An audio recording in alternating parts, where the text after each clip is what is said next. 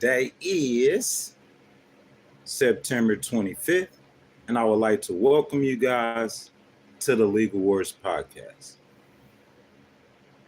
We just take a minute, you know what I'm saying, as we always do every single morning to allow people to get in here. Starting a little bit early this morning.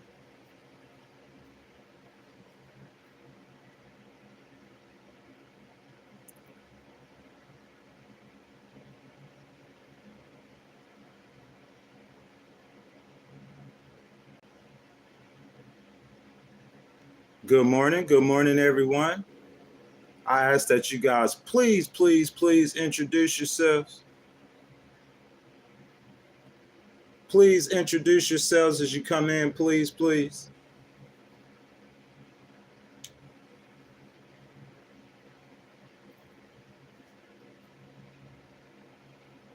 Good morning. Got to do the sound check. Good morning. As you guys come in, please introduce yourselves, if you don't mind. Miss Kelly Quinn, top of the morning. Good morning, ma'am. How are you doing? Missed you yesterday. We had a real lively conversation yesterday.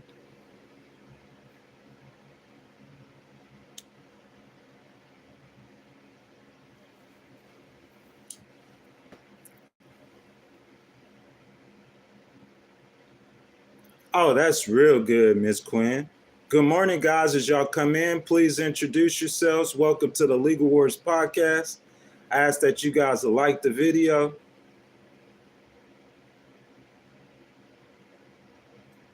If you haven't subscribed already, please subscribe. Introduce yourselves in the comments as you come in.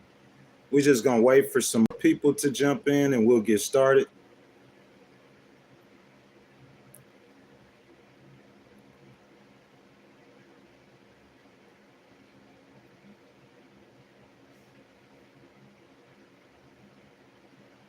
Ms. Quinn, I added some more moderators too. If they show up today, you could check them out. Good morning, peoples. As we come in, I ask that you guys introduce yourselves, please. The topic of the day, we're going to go over the polls. You know what I'm saying? It's getting really close to the election, so I wanted to go over the polls.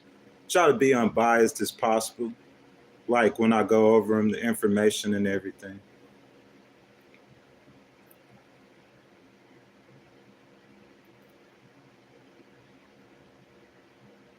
Yes, ma'am.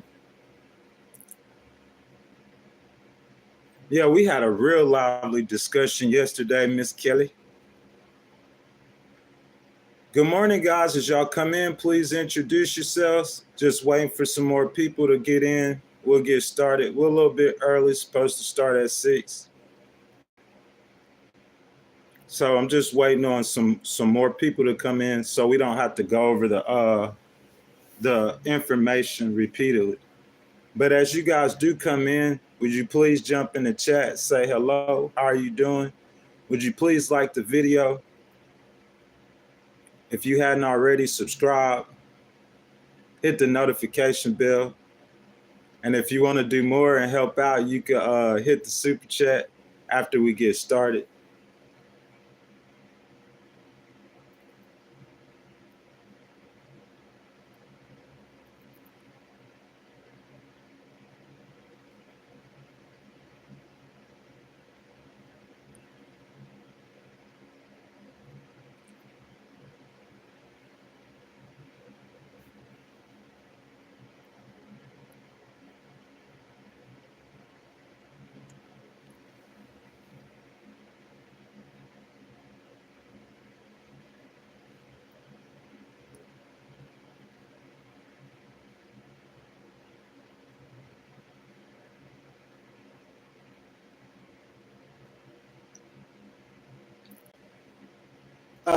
XKO Killers, how are you doing? What's good? Mr. John Williams, how are you doing? I'm doing good, brother. How are you doing? Gentlemen, as you guys come in, I ask that you guys please like the video. If you hadn't already, if you hadn't subscribed, I ask that you subscribe, hit the notification bell.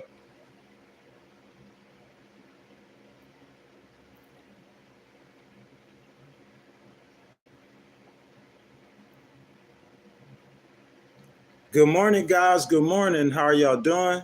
Top of the morning. As you guys come in, I ask that you jump down in the comments, that you guys introduce yourselves, hit the like button on the video.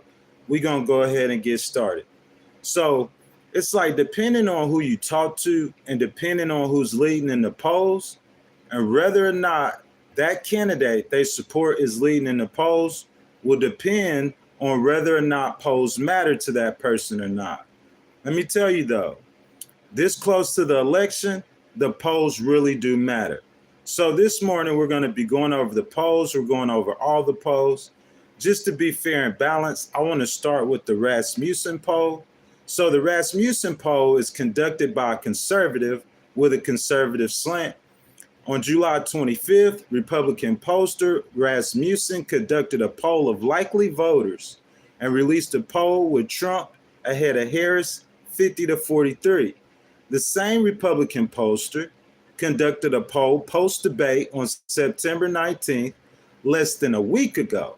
And the same pollster conducted the same poll, and Trump's lead was much narrower, showing the former president now currently only leading 49 to 47% over Harris. So whether you're Republican or Democrat, you can look at the polls and see that the race is tight, but Harris owns the momentum.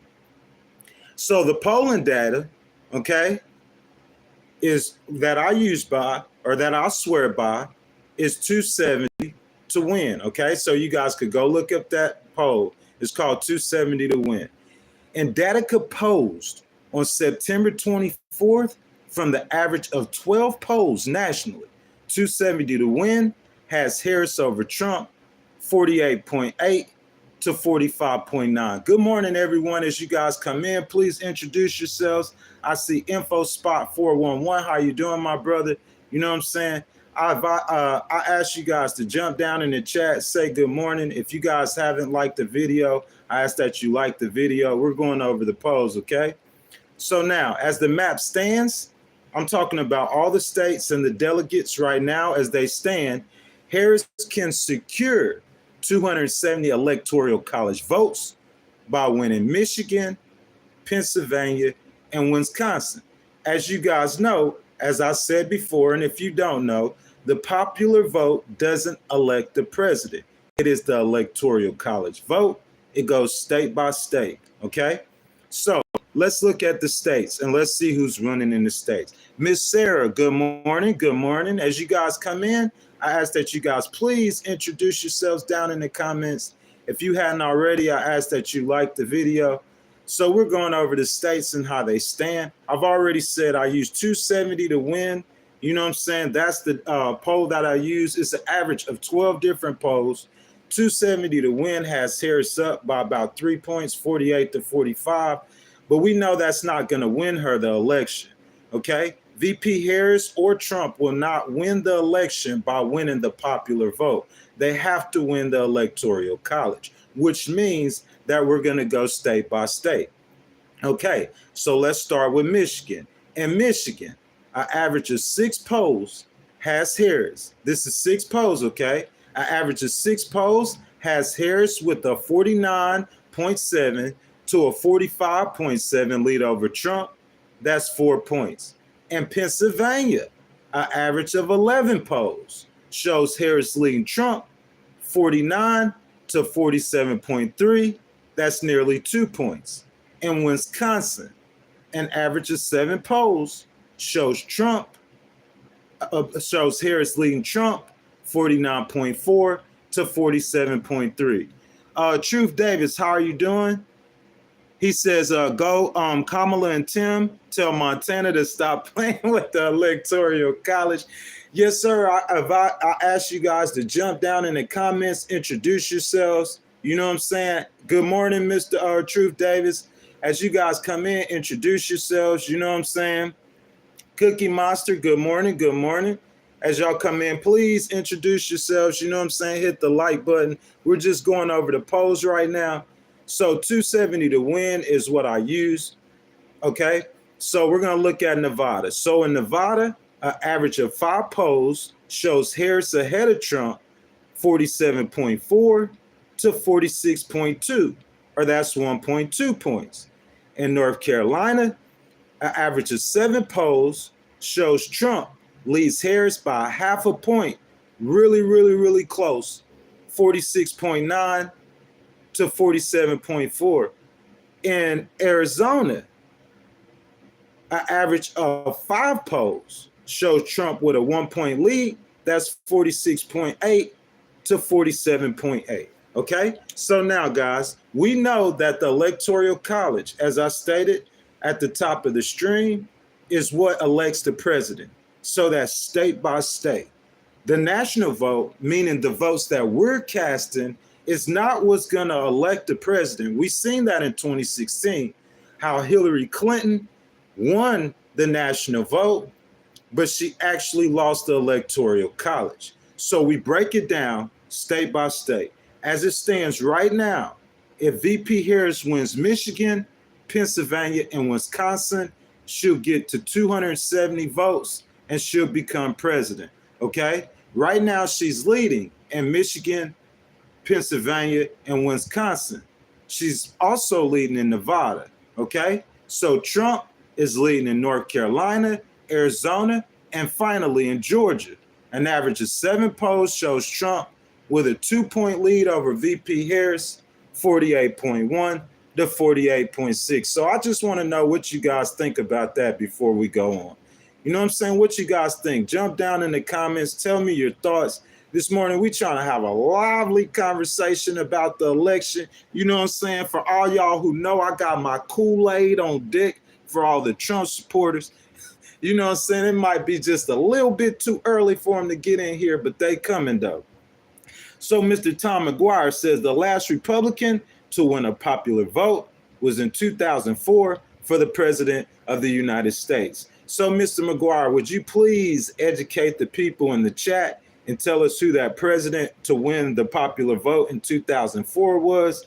Amber 2K17 says she is already in office. Why can't she be making these changes? She claims she will.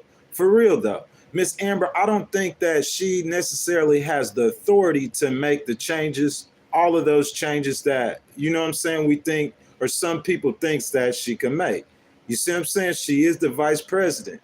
Just like Mike Pence was the vice president, that comes with a certain role. That role that she has does not include to make policy unless President Biden delegates that authority to her. Does that make sense, Miss Amber? So Aaron Duncan says, what do you think would be like if Diddy was our president? You don't want me to answer that question. Tom McGuire says George W. Bush won the popular vote to be reelected in 2024. I appreciate that, Mr. Tom McGuire, for that information. Tinfoil Hat, how are you doing, brother? He says, Kamala's lead. Yes, right. Oh, you saying laugh out loud. But look, so this is what I said. Okay, it depends on who you're talking to.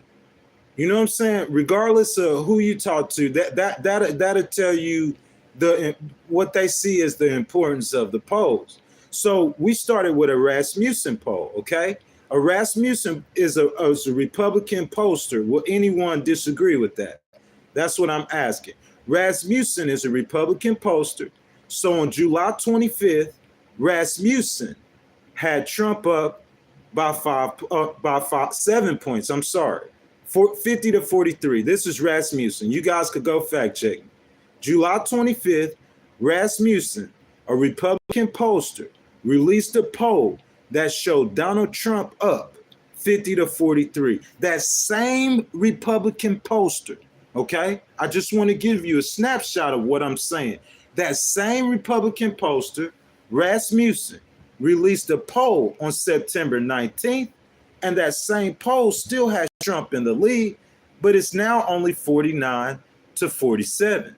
So regardless of whether you're saying polls or, listen, guys, if you guys say that polls aren't important, like, how will we know who's winning the race? How will we know what adjustments to make? How will we know anything? The polls just give us a snapshot of what's going on in politics, what the politicians are doing, how they're moving the needle. That's all they do. So I'm saying, just to be fair about it, I know some people don't want to hear the polls if their candidate is losing, but just to be fair about it, if we use the Rasmussen poll from July 25th to September 19th, that's less than 2 months, right? That's when Harris first got in the race. So if you use the Rasmussen poll, within that poll, you'll see there's a 5-point movement towards Harris in that poll. And we all can agree that that was a Republican poll, right? So I'm saying, how can you guys possibly, how is it any way possible that you could say that we cannot clearly say that the momentum in this race is clearly moving towards Harris? I just want to get you guys' thoughts. So I encourage you guys, if you guys have not, you know what I'm saying, go ahead, like the video, you know what I'm saying, hit the subscribe button, the notification bell. But most importantly, guys, jump down in the comments. I want to have a lively discussion this morning about polls. I want to have a lively discussion about what people think about the polls. You see what I'm saying? What do you guys think? Do you guys trust the polls? You don't trust the polls? How do you get a snapshot of what's going on in the election? So guys, jump down in the comments, man. Let your voices be heard. I'll try to read as many comments as I can, man. We're going to have a lively discussion about the election. This is a safe place for independents, for Democrats, for Republicans, for everybody, man. So get down in the comments if there's something you want to get off your chest, anything at all. You know what I'm saying? It don't have to be about the polls. It could be about anything. If there's something you want to get off your chest, go ahead. Jump down in the comments. Let your voice be heard. So I'm going to jump down in the comments with you guys. I'm going to start reading your guys' comments. You know what I'm saying? If I don't get to you guys' comments, you know what I'm saying, you can have a conversation between yourselves. But I'm going to try to read as many of you guys' comments as I can. So Mace says, who do you guys think is more qualified for the job? Let's not make it about who we like more, but who will honestly be a good fit in office. Mr. Mace, if you ask me that question unequivocally, I'm going to tell you Kamala Harris. You can't say that she don't have the experience. She's a vice president. She's a former senator from California. You know what I'm saying? She was a former attorney general from California. So leadership, she has the experience. She has decades-long experience in leadership. So if you say the experience, she has the experience. Now, I know, Mr. Mace, you said who's more qualified for the job about being unfit. I think, look, let me tell you something. This is something that I had talked about a lot yesterday. So former President Trump, we know about COVID. You know what I'm saying? We know about January the 6th. Even though I'm supporting Kamala, I'm not going to blame COVID on former President Trump. I'm not going to blame January the 6th on him. You see what I'm saying? But what I will say is the way that he managed those situations. And that goes directly into what you're saying, Mr. Mace. Look, there's a lot of things about Kamala that we just don't know. Am I right or wrong? People are not, they don't have as much information and data on her, but we have more data on Trump. So that being said, going by the data that we have, in my opinion, I believe that Kamala is a better fit. I think her ideas are better. I don't agree with her on everything, but I don't think it's possible that you can agree with a candidate on everything. But man, I will say, in my opinion, it's Kamala. Guys, welcome to the Legal Wars podcast, man. We having a great discussion this morning about politics.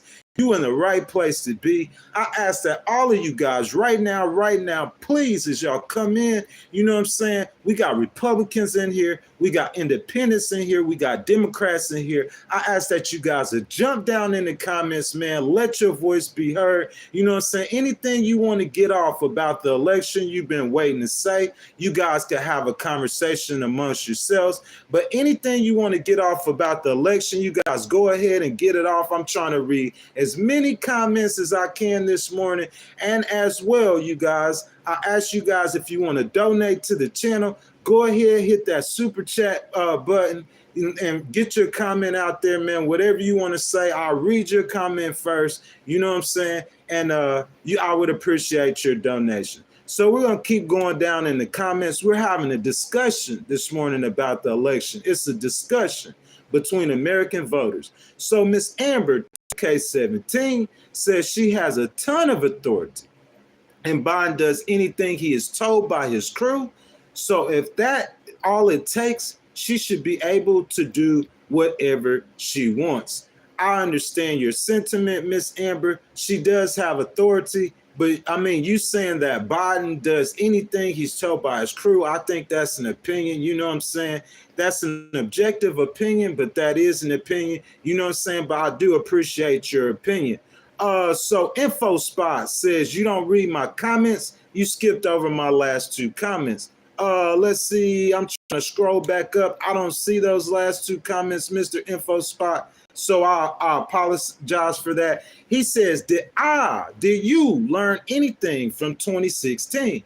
Yes, I learned that you can't take the polls at literal face value, Mr. InfoSpot. Another thing I learned is that the warning signs, you see what I'm saying? Like the Teamsters endorsement. I was going to talk about that in a little bit. You know what I'm saying? Most definitely. But I think the Harris campaign learned something from 2016 as well. And I think they're focusing in or zoomed in on that. So Mr. Aaron Duncan, I would like to welcome you to the chat. He says Kamala 2024.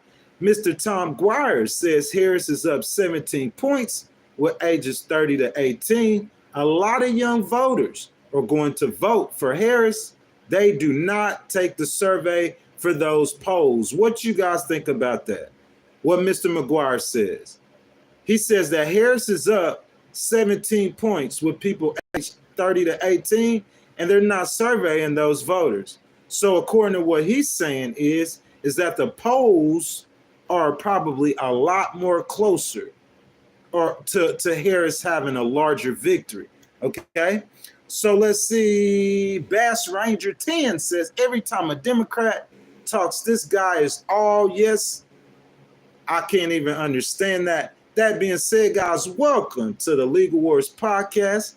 I would like to welcome you guys just coming in. You know what I'm saying? We're having a lively conversation about the debate. Republicans welcome, Democrats welcome, independents welcome. I ask you guys to jump down in the comments, man, this morning. Let you guys' voices be heard, man. We're having a lively conversation. American voters, we the people. You know what I'm saying? If you guys want your comments read first, go ahead, hit that super chat and show your brother some love. But hit that like button right now, guys. It's free. You know what I'm saying? Support the channel. I will really, really appreciate it. So with the business says, what are you going to say if Trump wins? Sir, I'm not going to say anything.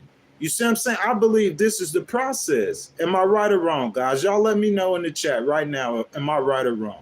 This is the process in America of electing a leader. We have a debate. You have two choices. You got a left choice and you got a right choice. Am I right or wrong? You got a Republican and you got a Democrat. So you have two choices. This is the process. So if Trump wins, I'm not hating on Trump, man. I don't have no extra hatred towards Trump. You see what I'm saying? I just agree more with Kamala and her policies. So let's see.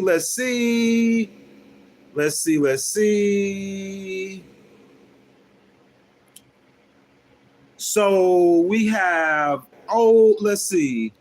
Big Ridge, how are you doing, Big Ridge? Welcome to the Legal Wars podcast. You guys, y'all jump down in the comments. You know what I'm saying? Let your guys' voices be heard. You know what I'm saying? I ask that you guys, if y'all want me to read the comment first, hit that super chat, man.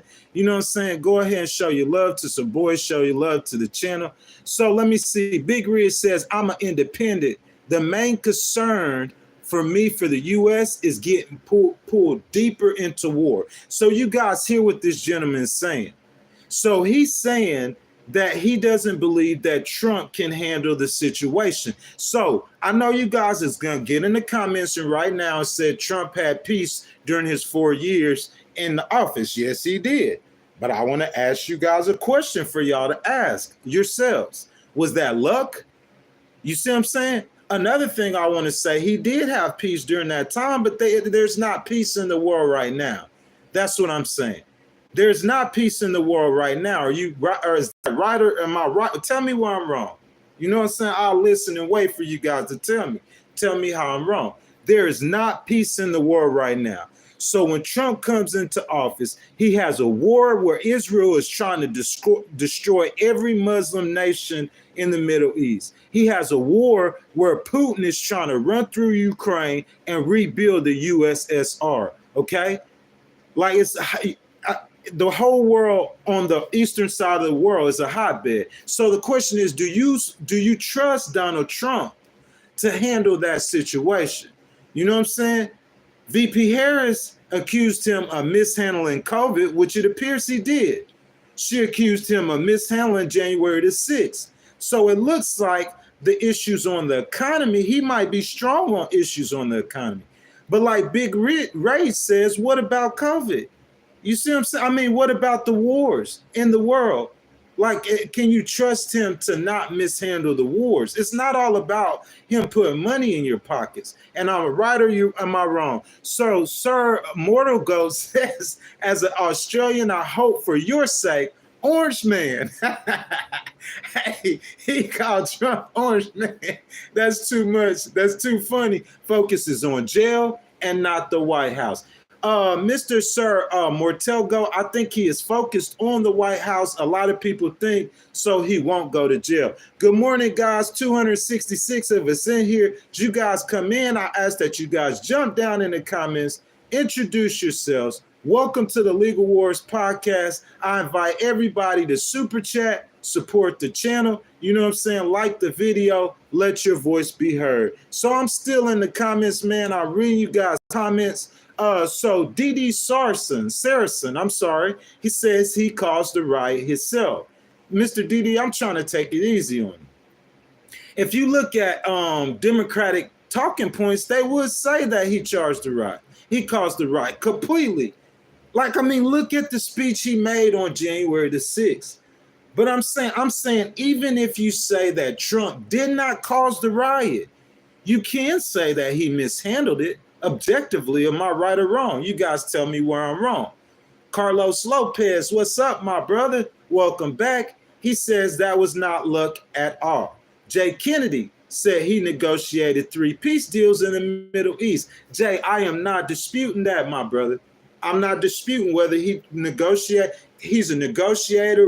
But what I'm saying is when he came in, the only conflict we had in the world was Afghanistan. Am I right or I'm wrong? And that wasn't a new conflict. It was a conflict, it was a fight, but it was pretty much stabilized. America was preparing to withdraw from that conflict regardless of who was president. So I'm saying he came in at peacetime. What I'm saying is what's going on in the world right now is far from that. So can he negotiate peace deals, or will he cause World War III? That's the question. The question is, can you trust him in an extremely volatile situation to be a solid, level-headed commander-in-chief? And I think this is the main reason why a lot of people have hesitations about him. Because in my opinion, he has good ideas, he has good policies. You see what I'm saying? But it's about him being able to implement those policies, you know what I'm saying? And about being able to lead correctly. You guys, I ask you guys to go ahead and hit that like button. You know what I'm saying? If you guys have not subscribed, you know what I'm saying, hit the notification bell. So we were just going over the polls, you know what I'm saying? So I'm going to keep going with the commentary. I'm going to jump back down in the comments. You guys keep talking amongst yourselves, having a lively conversation this morning amongst yourselves. We got 235 American voters right now in the stream, and you guys are letting your voices be heard. So guys, this is my take. So at the top of the stream, I started off with Rasmussen polls, a Republican pollster. Do we not agree to that? Scott Rasmussen is a Republican pollster. It showed that Trump was losing by 5 percentage points in 6 weeks. It showed Trump losing 5 percentage points in 6 weeks. You guys could look it up yourselves. So in July 25th, okay, July 25th, if you look at the polls, he was leading by 7. If you look at the polls conducted September 19th, he's only leading by 2 points. That's a Republican poll. So you guys cannot argue, even using Rasmussen, a Republican poll. You guys cannot argue that the polls have shifted. The momentum has shifted in Harris' favor. Tell me where I'm wrong, guys. I'm listening. I'll wait for you guys. What you guys saying? Angelo Maximum, welcome. Maximus, baby, welcome to the stream and good morning. She says Trump will get more respect from our enemies than Kamala. Tell me about the polls, guys. Where I'm wrong in the polls. Kumar, welcome. BB, welcome. You know what I'm saying? All my regulars. Tell me about the polls, though. How am I wrong? Look up a Rasmussen poll. Listen, if you guys have blind loyalty for Donald Trump, I can't reach you. If you the kind of voter that, you know what I'm saying, regardless of what he do, you're going to support him. Like Miss Kelly said, blind allegiance, I'm not going to be able to reach you. But if you guys want to educate yourselves, look at Rasmussen polls. Would you guys agree that Rasmussen polls, if Scott Rasmussen is a Republican pollster? So if you look at the polls from July 25th, when Harris first entered the race, Trump was leading her 50-43. Now he's leading her 49-47. So within that 6-week period, you cannot deny, even by Republican polls, that she has moved that needle 5 points. Okay? If you take an average of, I use 270 to win, I average of 12 polls. She's winning nationally by 3 points. She's winning in 4 of the 7 battleground states. And in the state of North Carolina, she's losing by half a point. I mean, that's just what it is, guys. I know the Trump fans, you guys won't, but I'm saying you guys, I would be very wary of that, okay? So looking at the polls and the trend, there's one thing no one can dispute. The polls are moving in the wrong direction for the former president in the next 6 weeks. If anything goes like the previous 6 weeks before the election, we can all be able to clearly see that VP Harris is taking a commanding lead. I see that happening, guys. Look, it is kind of scary. Listen to me. Listen to me. Use your brain, man. Listen to the words I'm saying and use your brain, okay? We could compare 2016 to now. It's a lot of similarities. Hillary Clinton was winning a popular vote. She lost the Electoral College. Am I right or wrong? Being objective, being fair, okay? She was winning. They're both women. The difference is the name recognition. Everybody knows Hillary and the baggage that Hillary carried, and everybody knew former President Bill Clinton and the baggage that he carried. What I'm saying is that everybody doesn't know Harris. Her approval rating is much higher than Trump's and Hillary's. You see what I'm saying? We don't know the things that they do know about her. We do know about her is positive. What bad policy things that we know about Harris? You guys put it in the chat. If you guys want me to read it, super chat me. You see what I'm saying? Support the channel, donation, super chat me, put it in the chat.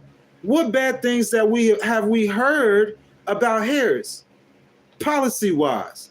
All we saying is, oh, well, she didn't do anything about the border. She was the border czar. She wasn't the border czar. In actuality, that's not factual.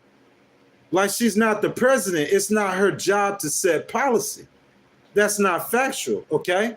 So we're going to keep going. Let me jump down in the comments. You know what I'm saying? I just want to get the sentiment, man. I know there's a lot of Trump supporters in here. You know what I'm saying?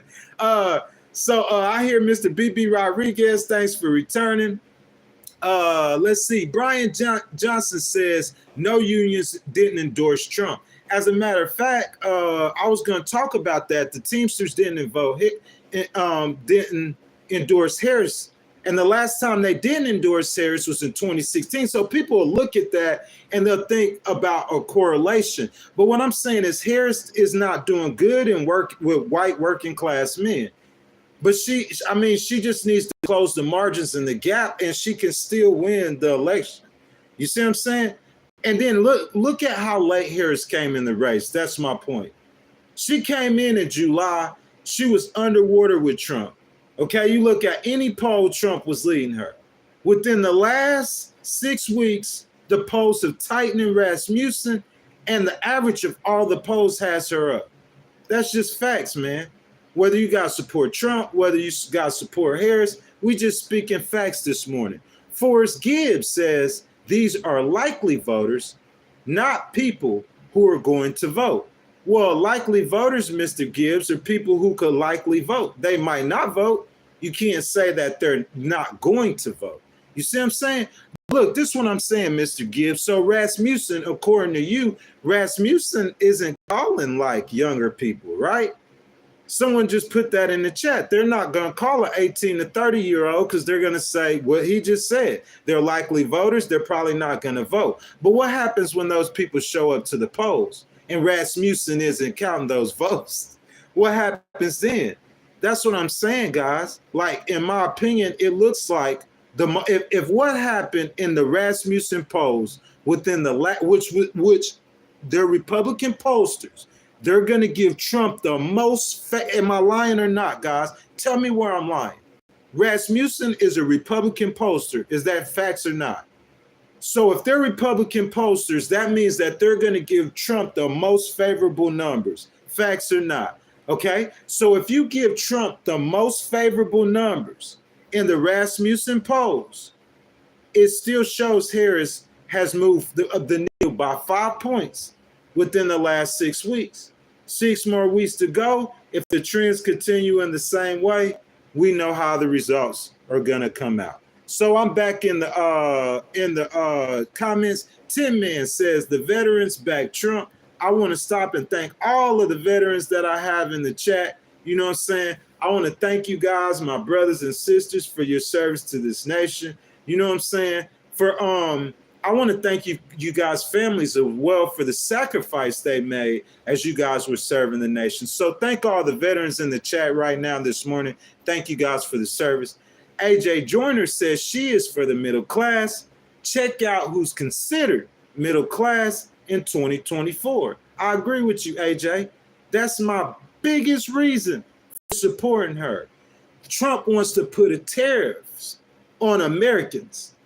American taxpayers. Am I lying or am I not? Tell me where I'm wrong. Does Donald Trump not want to put a tariff on the American taxpayer? Tell me where I'm wrong. That tariff is going to cost us $4,000 a person. So why you Trump supporters drinking that Kool-Aid? I know it's early in the morning, man, but I'm finna have to get it going, get it cracking. Them Trump supporters. Kool-Aid drinking. Trump supporters, they Kool-Aid drinking. While y'all Trump supporters drinking that Kool-Aid, y'all don't understand that tariff is a tax on you, a $4,000 tax. So let me get this straight. Hold on a second. Let's get this straight. He wants to lower the capital gains tax from 20% to 15%. Tell me where I'm lying at. Tell me where I'm lying. Who does the capital gains tax benefit? Billionaires. So he wants to put a tariff on the American workers, take your $4,000, and then he gonna give them a tax break. He taking your money and giving it to his rich buddies. Tell me why I'm wrong. That's my opinion. Thank you for your comment. Mr. J says, go, Kamala Harris. Raw Authentic says we want policy. Let's do policy, Raw Authentic. Okay? Let's do policy. Let's talk Harris policy. We're not talking Trump policy because most of us know Trump policy. Am I right or wrong? So let's do policy. Let's talk Harris policy. Okay, we're going to start on foreign policy. Harris has said that she supports the state of Israel and its right to defend itself, but she wants to end the war as fast as possible. Harris has said that she supports Ukraine, an American ally. Okay, that's the foreign policy that we've heard. Let's talk border policy. Border policy, she said she supported the bipartisan border bill that we all know for a fact that Donald Trump called his Republican buddies and he killed it. 1,500 new border agents, okay, going after fentanyl, going after transnational criminals. The U.S. Border Patrol supported it. Trump killed it. Is that facts or not facts? Okay. But that being said, VP Harris is going to Arizona on Friday. She'll be making a trip to the border. So she probably on Friday will announce new border policy on Friday. You guys look for that in Arizona. Okay. So economics. You want to talk policy? You want to talk Harris policy? Let's talk about policy, economics. So let's go with Trump first. I heard Trump come out with 2 new policy ideas besides giving tax cuts to the rich people. The 2 new policy ideas that I heard Trump come out with, right? Tell me where I'm wrong. He said no tax on tips. That's a beautiful thing. All the people making tips, that is a beautiful thing. But what about the majority of Americans who don't work for tips? He says no tax on overtime. Again, that is a beautiful thing. But I don't believe that benefits all Americans, but it is good. And he also wants to cut capital gain tax, which do not benefit all Americans. Do you see that? His economic policies, he does it by segments. Let's go over Harris's proposals. Harris says she wants to give a $50,000 tax cut to anybody who wants to start a business. Think about that. $50,000 tax break for people who want to start a business. Dude, that's like a PPP loan. Everybody going to be starting businesses. When they go to start those businesses, they're going to leave good jobs. When they leave those good jobs, the backbone of America is small business. She wants to encourage everyone to have an opportunity at the American dream. Don't hate me. These are her proposals, okay? Now, 385 people in here. Do you guys have children? Do you guys remember after COVID, Joe Biden gave tax breaks for people with children? If I'm not mistaken, it was $400 per child, or you could file it on your taxes at the end of the year and get it in a lump sum. She wants to extend those tax breaks for people with children. Do you have a newborn? If you have a newborn, she wants to give you a $6,000 tax break. If you have a newborn, a $6,000 tax break within the first year. Okay? Are you ready to buy a home? VP Harris says she wants to give you a $25,000 tax break if you want to buy a home. Okay? So we want to talk policy. She has plenty of policy. Plenty of it. I've heard her talk more policy than Donald Trump. That's just me personally. So guys, you guys continue to get down in the comments. Continue to let your voice be heard. I ask that you guys please, please, please like the video, man. It's free to like the video. I ask that you guys, if y'all want y'all's voice to be heard, that you go ahead and hit that super chat button, donate to the channel, and help a brother out. You feel me? So now, we looked at the polling data. I know you Republicans are angry. I know you Republicans are upset. If you look, that's just the bottom line. I gave you the Rasmussen polls too, so you can't say I'm not being fair. But if you look at the data behind the polling, let me break it down for you guys, okay? I'm going to give you Republicans a reality check this morning. I know you guys are supporting your man, Donald Trump. I don't hate on you for doing that, but let's get to it. So, better candidate recognition. People are starting to know Harris more. I'm talking about the Rasmussen polls. I'm talking about Republican polls. On July 25th, look up Rasmussen. Trump was leading by 7 points. September 19th, he's leading by 2 points. The momentum in 6 weeks is clearly shifting towards Harris in the Republican polls. So you can't do nothing but cry me a river. No, cry me a river. You can't do nothing but cry because I'm using Republican polls. So you can't say, oh, these are MSNBC polls. He's trying to cheat. He used, no. Said them tears. These are Republican polls. Rasmussen, 5-point difference, okay? Now, better candidate recognition. I think what's happening with the momentum swing for Harris is that people are starting to get to know her better. You know what I'm saying? Point blank. She was vice president. A lot of people didn't know her. She's starting to do interviews. She got endorsement for Taylor Swift, Oprah Winfrey. She getting out there. People starting to get to know her better. Okay, number two, she's looking more presidential. Okay, so during the debate, did we see it? First action, debate live. Tell me where I'm lying. Tell me where I'm wrong. You feel me? Look at the debate. First action, she looking more presidential. She looked like the adult in the room. She walked right over to him, held out her hand. Kamala Harris. You know what I'm saying? She looking presidential. She came in that debate. She took command of the room.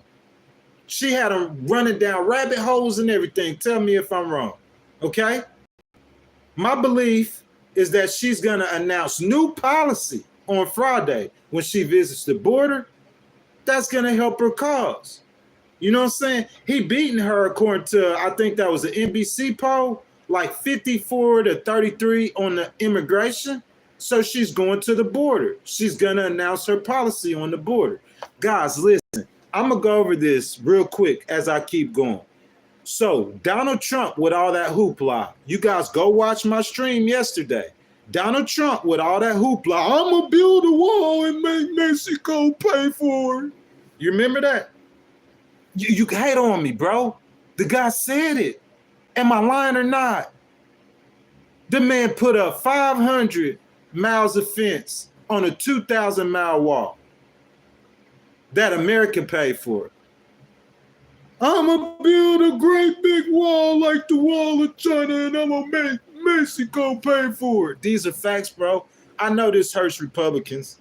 I'm sorry. I'm just going to speak facts this morning. All facts, all facts, all facts. If you super chat me, tell me why I'm wrong. He said that, bro. That's point blank, period. Another thing he said is he said he was going to deport the 11 million illegals that was living in the United States. Am I right or wrong? Tell me why I'm wrong.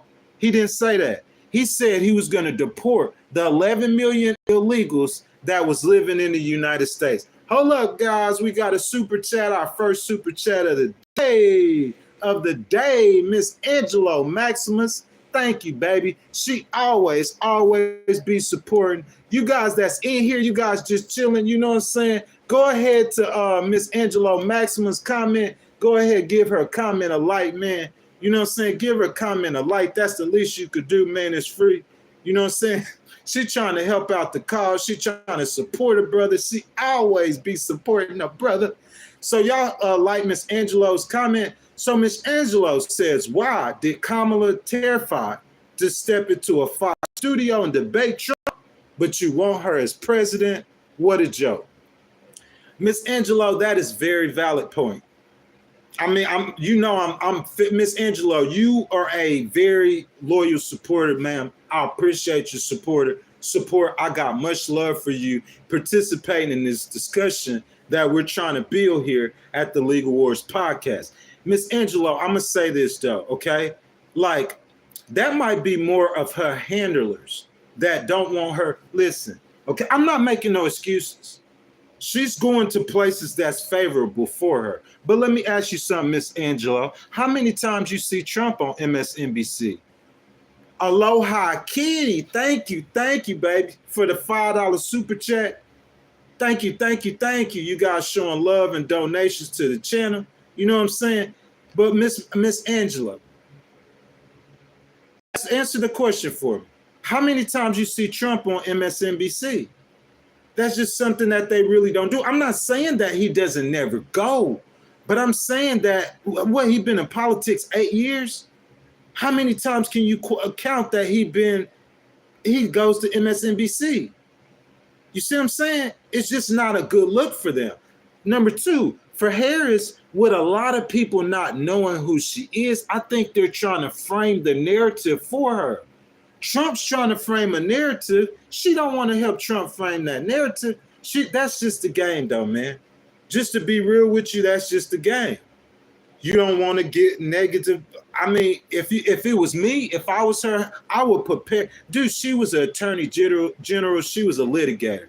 Okay, if it was me, you asking me. If it was me, yes, I would have her definitely going to Fox News. Definitely, maybe she will. But I think that they just might be a little. You know what I'm saying? I ain't gonna say that they ain't scared all the way. But what I can say is that Trump as well. Trump.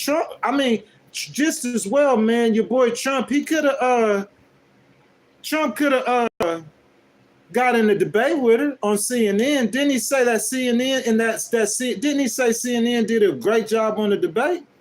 He could debate her on CNN. Why ain't he doing that? So, guys, we got Mint UDY. I don't want to mispronounce your name, 420. Everybody go to the comment, like the comment. We want to thank you, donate to the channel, the $4.99 super chat. You know what I'm saying? Says, why? Because she can't handle a fair debate. Why give the enemy free ratings? They already have Shark Tank views on NBC. Yeah, I understand that. And I'm not speaking, listen, though. I'm not speaking about Trump not being able to go to MSNBC and debate or do an interview. That's not what I'm saying at all. I'm just saying that, I mean, like, it doesn't, how does it benefit him is what I'm saying. How is it going to benefit him? If we're talking about a debate, doing a debate on Fox, I told you, me personally, if she goes on that debate and she kills that debate, are you going to say the election is over? How's she going to move the needle? The people who like Trump, they still going to like Trump and they're not going to like her. Am I right or wrong? You guys tell me how I'm wrong. You know what I'm saying? The people who are in favor of Trump, the people who do like Trump, I'm saying if it doesn't move the needle, then why do? You know what I'm saying? That's my question. So let me see. The Ghost says use independent moderator, not MSNBC or CNN or Fox. You know what I'm saying? Miss Carmita Johnson, everybody in the chat say good morning to Miss Carmita. How are you doing, Miss Carmita? I agree with that. You know what I'm saying? Listen, this is all I'm saying. This is my point. Trump, out of his own mouth, this is his mouth. Out of his mouth, he says that CNN did a great job on the debate. Tell me where I'm wrong. Did he say it or not? Listen, I got my Kool-Aid for y'all Republican peoples, man. That Trump juice, that Jim Jones juice. She only want me for my pimp juice. Ooh, ooh. You feel what I'm saying? I got that Kool-Aid for you. Y'all tell me where I'm wrong. Trump said out of his own mouth, that shocked me. That shocked a lot of people. He said that CNN was pretty fair about the debate. We weren't expecting to hear that. So CNN invited him, since they're fair about the debate. Hey, we're going to do one after Vance and JD Vance and Walls. Tim Walls do one. You know what I'm saying? Which coming up in about 6 or 7 days. He said, we're going to do one after them. You want to do that? You want to do that? And what Trump said, he didn't see the reason to debate her again. You know why? Hold on a second, guys. I'm going to be fair. You know what I'm saying? You guys automatically think that I'm a Harris plan or something. I'm going to be fair. So we're going to go to Rasmussen. We're going to be using these Rasmussen polls a lot. You know what I'm saying? Since I'm supporting Harris, we're going to use those Rasmussen polls a lot. So that's a Republican poster, so you can't say I'm cheating. So we're going to say Rasmussen, and we're going to ask Rasmussen who won the presidential debate, okay? We're going to ask Rasmussen who won the debate. Who you guys think? Tell me no. Tell me who you think. Because I know most of you guys are going to pick off of who you want for president. I know most of you guys are going to pick according to who you want for president. You see what I'm saying? So let's go to Rasmussen. Let's see who Rasmussen says won the presidential debate. Let's go see. Let's go see. Let's go see. This is a Republican poster now. Republican poster. So according to Rasmussen, the Republican posters, nearly half of the voters say that Vice President Kamala Harris won this month's televised debate against former President Trump. This is the Republican polls Because if we go to MSNB, y'all, we know we go to them MSNBC polls. Y'all already know what that's going to say. They're going to say Trump got skull drug. You see what I'm saying? But according to the Republican polls, it's saying that it's about 50-50. So I sit back and I do math. If I got the guys on the right side and I say, who won the debate? And they say, oh, it's 50-50. We don't know exactly who won, about 50-50. And then I go to the left and I ask the left, I say, who won the debate? And on the left-hand side, they say that, hey, Harris Skull Dragger. I'm going to use reason, look in the middle. If you look at the polls, yes, she won the debate, man. That's point blank, period. Guys, Angela Maximus, she is throwing her money where her mouth is. You know what I'm saying? Supporting Trump. She know I'm voting for Harris. I know she voting for Trump, but she support all the time. That's what this is about, man. That's what Legal Wars Podcast is about. You see what I'm saying? We're supposed to have a civilized debate, agree to disagree. We are all Americans. You know what I'm saying? Miss Angelo, thank you, baby, again for the $2 super chat. She says Trump wanted 3 debates. Kamala opted out. Why? In the beginning, look, Miss Angelo, I know you want to you want to hear it. You want to hear it. I think they are being very cautious with her. Would you not? Listen, okay, so it's about what people think. It's not about the truth necessarily with the public. It's about what people think. Am I right or wrong? Am I right or wrong? Look, so let me start with Trump, to be fair, because Miss Angelo donated. So I'm going to speak for her cause. With Trump, they said that Trump did what? To what woman? Miss Carol? How many years ago? Do we know that happened? Do we really know that happened? But the optics of it looks horrific, and it goes along with his reputation. Am I right or wrong? You see what I'm saying? So what I'm saying, the truth of that, really, to the public, it doesn't matter. We're all going to think that he sexually assaulted her because he's done stuff like that before. So that's what I'm saying. If you just throw a candidate out there amongst the wolves, so to speak, if you just throwing a candidate out there, the optics of that looks, the wrong words are said or the wrong picture is framed, the optics of that will look very bad to the American voter, whether it's true or not. You guys get the drift? So that's why the campaigns are very cautious with these candidates. Now, Trump isn't as scripted as Harris is. I think in the last debate he was. I don't hear CNN talking about this. I don't hear MSNBC. I didn't even hear Fox News say this. But he didn't look at her one time. Go back and watch the debate. You can watch it right here on YouTube. He didn't look at her one time, did he? Y'all watched in 2016 with Hillary? Didn't he call her a nasty woman or something like that? That's why the Harris campaign wanted the mics on. I didn't hear him talk out of turn, none of that. You see what I'm saying? So he was a little bit more scripted. You see what I'm saying? But not as scripted. So I see Trump 47, the 47th president of the United States. I want to show you some love. Guys, y'all see these Trump supporters. $3.99 sticker. You guys see these Trump supporters, bro. They showing love to the channel. They donating to the channel. That's how this should be. You see what I'm saying? I would say, bro, if I couldn't work for MSNBC or for CNN or for Fox, because I couldn't put a slant on my opinion. I don't have no slants on my opinion. I'm a true speaker. I'm a speak from logic. I'm a look at numbers, okay? If you guys want to know how I get to where I get to, I'm a look at numbers and experiences. And from those numbers and experiences, I'm going to draw my conclusions, okay? Now, you ask which way I stand, I'm going to tell you straight up, okay? So you guys can understand. I have a conservative tint. I have a conservative tilt. Keystone Pipeline. Let's talk drill, baby, drill. I feel like there's ways that you could protect the environment and pursue green energy and drill at the same time. So yes, I'm for the Keystone Pipeline being opened up. I'm for drilling for that. I'm for all of that. It creates jobs. It stimulates the economy. Okay, immigration. Now, I was talking about immigration. and Miss Angelo stopped me. Now, VP Harris is headed to the border on Friday in Arizona, and she's going to talk immigration. This is what I want to tell you. If I jump down in those comments right now, I could guarantee you one thing.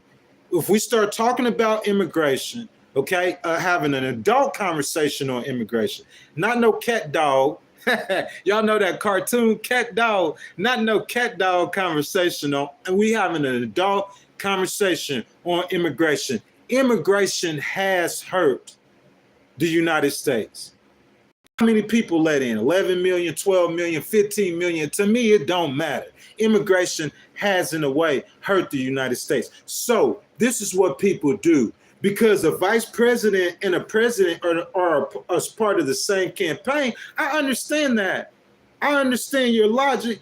So people will naturally believe that Harris is going to have the same border policies as Biden. I beg to differ. Let's go back. So Donald Trump, I'm going to build a wall and make Mexico pay for it. Mexico didn't pay for those 500 miles of fence. I'm going to build a great, big, beautiful wall. Great, big, beautiful. Everything big, beautiful for that dude. If he go get a tuna sandwich, when he tell you, oh, I ate a great, big, beautiful tuna sandwich, you feel me? He gonna build a great, big, beautiful wall like the Wall of China. That's what he said. Tell me where I'm lying. Hold up. I'll wait. I'll wait for you to tell me how I'm lying. That's what I'm saying. I go by experiences and numbers. So I heard this man say he gonna build a wall. He built 500 miles of fence. He said Mexico was gonna pay for it. Mexico didn't pay for it. We paid for it. You feel what I'm saying? So I'm saying, like, where I'm wrong at. He said he gonna deport 11 million people. He deported 2 million people. So is he really that strong on immigration? Because you close the border momentarily till you get sued or till it has to get opened back up. Doesn't make you just stopping the immigrants from coming for a second. But that's not going to fix the problem. And it seemed like he would have found that out whenever he said he was going to deport 11 million people, but only deported 2 million. Stay with me. So I said, remember I started by saying you're going to tie in a president and their vice president policies the same. So let me ask you a question. I'm going off experiences. Who was Obama's vice president? I'll wait for you guys. Who was Obama's vice president? Who was it? Was it not Joe Biden?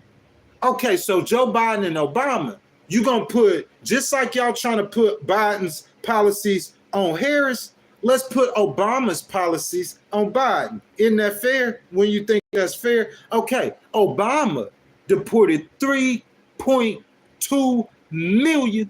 Say it with me. One time, just say it with me. All my Republicans, one time, just say it with me. 3.2 million in his first term. Look me up. Fact check me. Obama deported 3.2 million in his first term. That's over 1 million more people he deported than Donald Trump. Did you hear any hoopla? I'm gonna build a wall and make Mexico pay for it. Did you hear that? Did you hear Obama say any of that? And at that same time, he was deporting people more than Trump did. He didn't get up there and run his mouth. Biden was his vice president. Y'all want to connect Harris so bad to Biden, so bad, because he let in. What I'm wondering. Just ask yourself. Critically think with me this morning. Walk with me this morning, please. Critically think. Just ask yourself. Okay, ask yourself. So, what is Biden thinking while Obama's deporting all these people? Because we see how Biden's 4 years went. So we know Biden isn't for deporting all those people. Am I right or wrong? Look how many people he let in the country. So obviously that's not his policy. That was Obama's policy. Obama was deporting them left and right. Even in Obama's second term, he deported another 2 million some people, more than Trump did. Obama deported 5 million people. He deported most of those 11 million that Trump was talking about, almost half of them. Trump only deported 2 million. And he doing all the hoopla. He talking about cats and dogs. He talking about everything. You guys tell me why I'm wrong, man. Don't drink no Kool-Aid, man. I want you guys to think, man, critically think. So, guys, Forever Toxic is in the super chat right now. I want everybody to stop right now. Go on over to Forever Toxic's comments, and everybody, please, please, please throw a like on it. Throw support. I hadn't even read it. Forever Toxic, I thank you so much for donating to the channel. I appreciate it. So when you guys do those super chats, you're going to change the conversation. You're going to change the topic. The topic is your super chat. Okay, so Forever Toxic, his question is, what's your top Harris and Walz policy? Looking for them on her website. Obama did 2 terms. Trump only had 1. Context matters. 1,000,000%. Context is everything about being fair. If you want to be fair, context is everything. You see what I'm saying? That's unbiased. I can't get on here and preach fair and balanced and unbiased without context. I have to be context. So I'm going to start with the end of that. Okay, Forever Toxic. So Forever Toxic, Obama did 2 terms. Trump only did 1. And Obama's first term to Trump's first term, Trump said that he's going to deport 11 million people. We remember hearing him say that, right? Super tough guy on immigration, right? We remember that.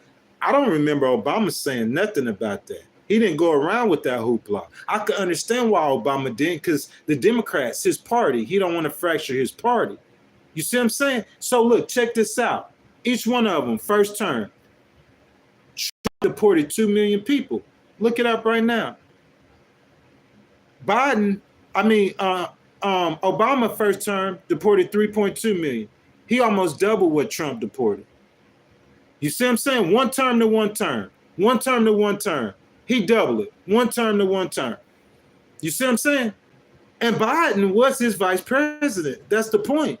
Just because Harris is Biden's vice president doesn't mean she believes in open borders.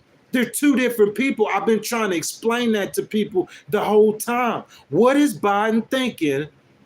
We don't know Biden at that time. We didn't know. We don't know. We don't know. We just see him next to Obama. So you automatically assume, like you see Harris next to Biden, you automatically assume that Biden's going to be deporting people, but that's not what happened. So we know how Biden feels about immigration. Look at the millions he let in. We see how your boy Obama felt about immigration. Look at the millions he deported. So what's Biden thinking when he's standing by Obama while Obama's deporting all these people? So what's Harris thinking while she's standing next to Biden while he's letting all these people in this country? Guys, if you are an independent thinker, you ain't no blind allegiance, Kool-Aid drinker. I want my Kool-Aid, Kool-Aid, Kool-Aid, Kool-Aid. All y'all Trump supporters, if you ain't no Kool-Aid drinker, and you think for yourself, if you think for yourself, I want you to just think about it. I want you to watch Harris's speech on Friday, or if you don't want to, you can come back here and I'll tell you all about it. My advice to her is definitely to give policy on immigration. She needs to slightly break, ever so slightly. Because you got to understand, in that Democratic Party, bro, they support, am I lying or not?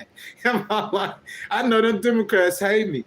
Just like y'all Republicans get on me, them Democrats hate me. And them Democratic Party, they support opening them borders, letting them come in.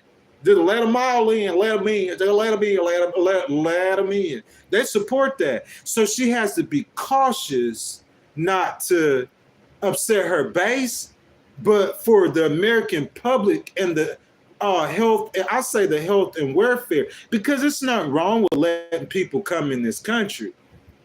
Immigrants built this country. Am I right or wrong? We're all immigrants.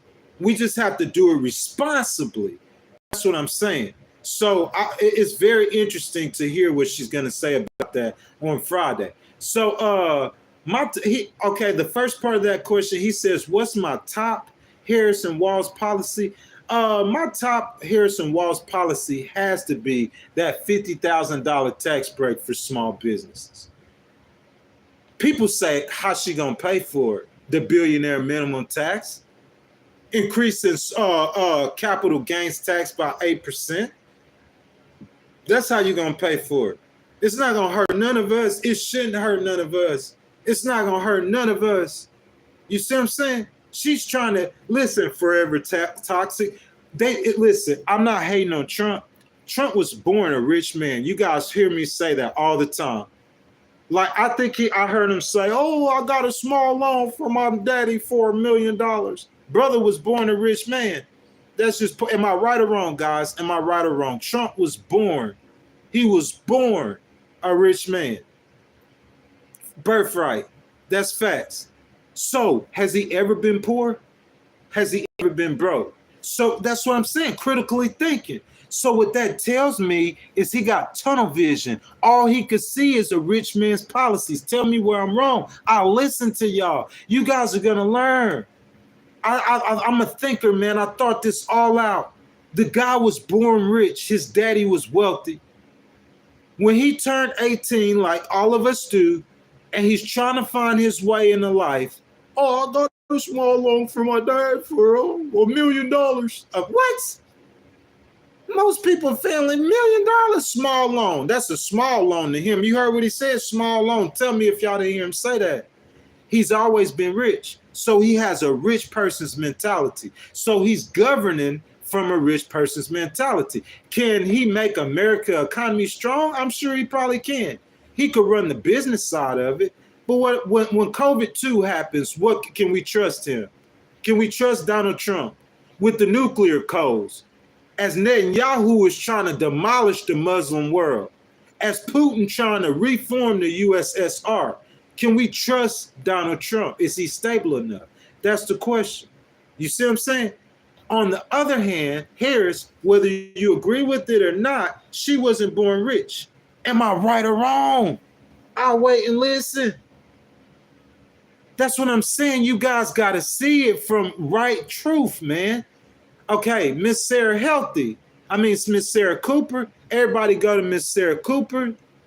Miss Sarah Cooper, you guys go like her super chat right now. You know what I'm saying? Donate to the channel. Miss Sarah Cooper, I've seen you in here before, baby. Thank you so much for your love. You know what I'm saying? Everybody go to Sarah Cooper's super chat and like her super chat. So Miss Sarah Cooper says she grew up wealthy too, and she says she grew up in Canada. So Miss Sarah Cooper, I'm sorry. I just need to fact check that. So you give me just a second, Miss Sarah Cooper, because I was not aware of that. So we're going to say, where did Harris grow up? Because you know we heard her say that she had a job at McDonald's when she was in college, right? How many of us heard her say that? That don't sound like no wealthy person. You see what I'm saying? So, guys, we're going to see. This is according to Wikipedia. Can we trust Wikipedia? Just telling us where she grew up at. Can we trust Wikipedia? You know what I'm saying? So, Kamala Devi Harris was born in Oakland, California in 1964. To biologists, is that Shamala Gopalin and economist Donald J. Harris. So her daddy was an economist. You hear me? The Harris family moved to various locations in the Midwestern United States from 1966 to 1970 when she moved back to California. Hold up now. Y'all, we gonna give them young ladies some kudos. At the age of 12, she moved to Montreal, Quebec, and she attended her first year of college. What? Oh, I guess she went to college in Montreal. So from 12, I guess Wikipedia said from 12 to 18, she lived in Canada. So you are correct. You know what I'm saying? She a California girl, but she did live in Canada for a while. Then she attended Howard University and the University of California College of Law, San Francisco. Okay? So you saying that she's wealthy? I would think that's a stretch. You see what I'm saying?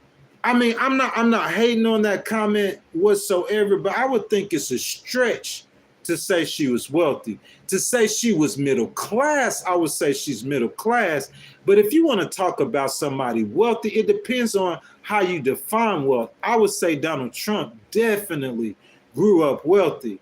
So I see Harris could be easier. She can see a regular working American. She could understand their plight more than Donald Trump, man.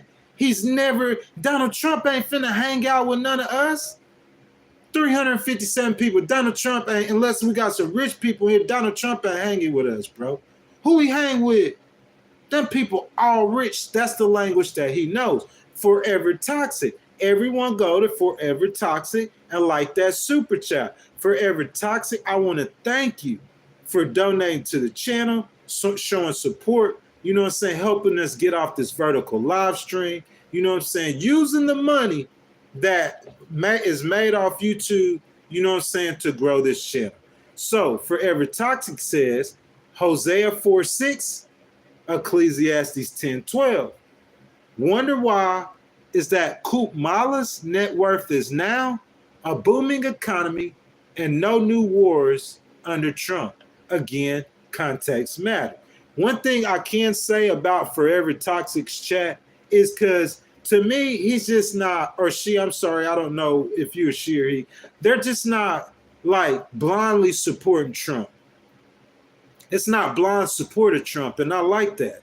You see what I'm saying? It's just, look, Forever Toxic, I'm gonna say this for you. As you being a Trump supporter and me attempting to be fair and balanced as possible, I'm gonna say this for you. So, like, let's talk safety. For just a second, just talk safety. So let's say if I leave my house and I have to leave my door unlocked, okay? Some people, it's up to them. It's a preference thing. Some people would think, oh, it's okay, it's safe.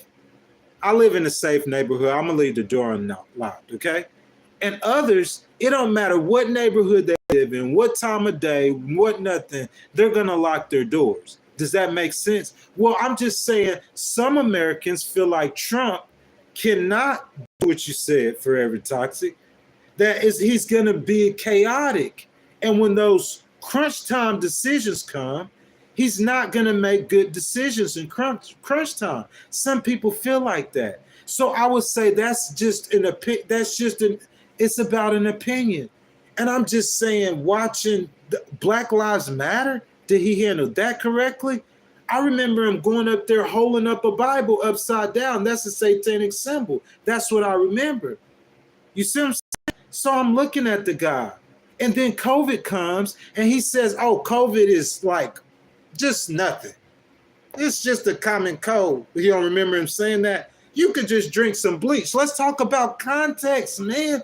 We cannot ignore these things, because when you ignore these things, that's how you get in a pitfall. Bro, those Trump supporters, bro, they not letting me hit no. Bro, I could prove my argument. You know, your boy is a litigator. But they keep coming with them super chats. Them super chats gonna shut me up, because I gotta show love for someone who's showing support for the channel. Miss Sarah Cooper is back, guys. She got a $2 super chat. I want everyone to go like Miss Sarah Cooper's comment, please. Everyone, please, please, please. Everyone, please, please, please go like Miss Sarah Cooper's $2 super chat. She says she has no kids. How could she relate to most people? Miss Sarah, that is absolutely correct. Incorrect. That's not true. I don't know why y'all say that. I don't know why y'all say that. I got a stepmom, okay? If you ask my stepmom to list, she's going to list me in her children. Does that make sense to you? VP Harris has stepchildren. Let's look it up. Let's look it up. Is VP Harris a mom? So you trying to tell me if you get married to a man that you love dearly, and he has 2 children that call you Kamala. He has 2. So you saying that ain't her children? That don't count as her children? She don't have no biological children, but that's her choice. What does that matter? You see what I'm saying? She has children. Her husband has children. Her mother has children. Her sister has children. How could she not relate to people who have children? She's around people who have children all the time. You see what I'm saying? I don't have no children. You think that I can't imagine what it is to have children? Like I can't put two and two together at 40 years old. You see what I'm saying? My homeboys got children. Like they tell me about it all the time. I'm not saying I can't. There's things that I would not know because I have not had that experience. You see what I'm saying? But I can imagine people with children, they care about children. She told a story about an abortion where this lady came to her and said how her daughter, I don't want to get into it, but how her daughter died because of the Georgia abortion law. That woman almost started crying. She almost started crying. You saying that she can't relate to people who have children because she don't have children? What?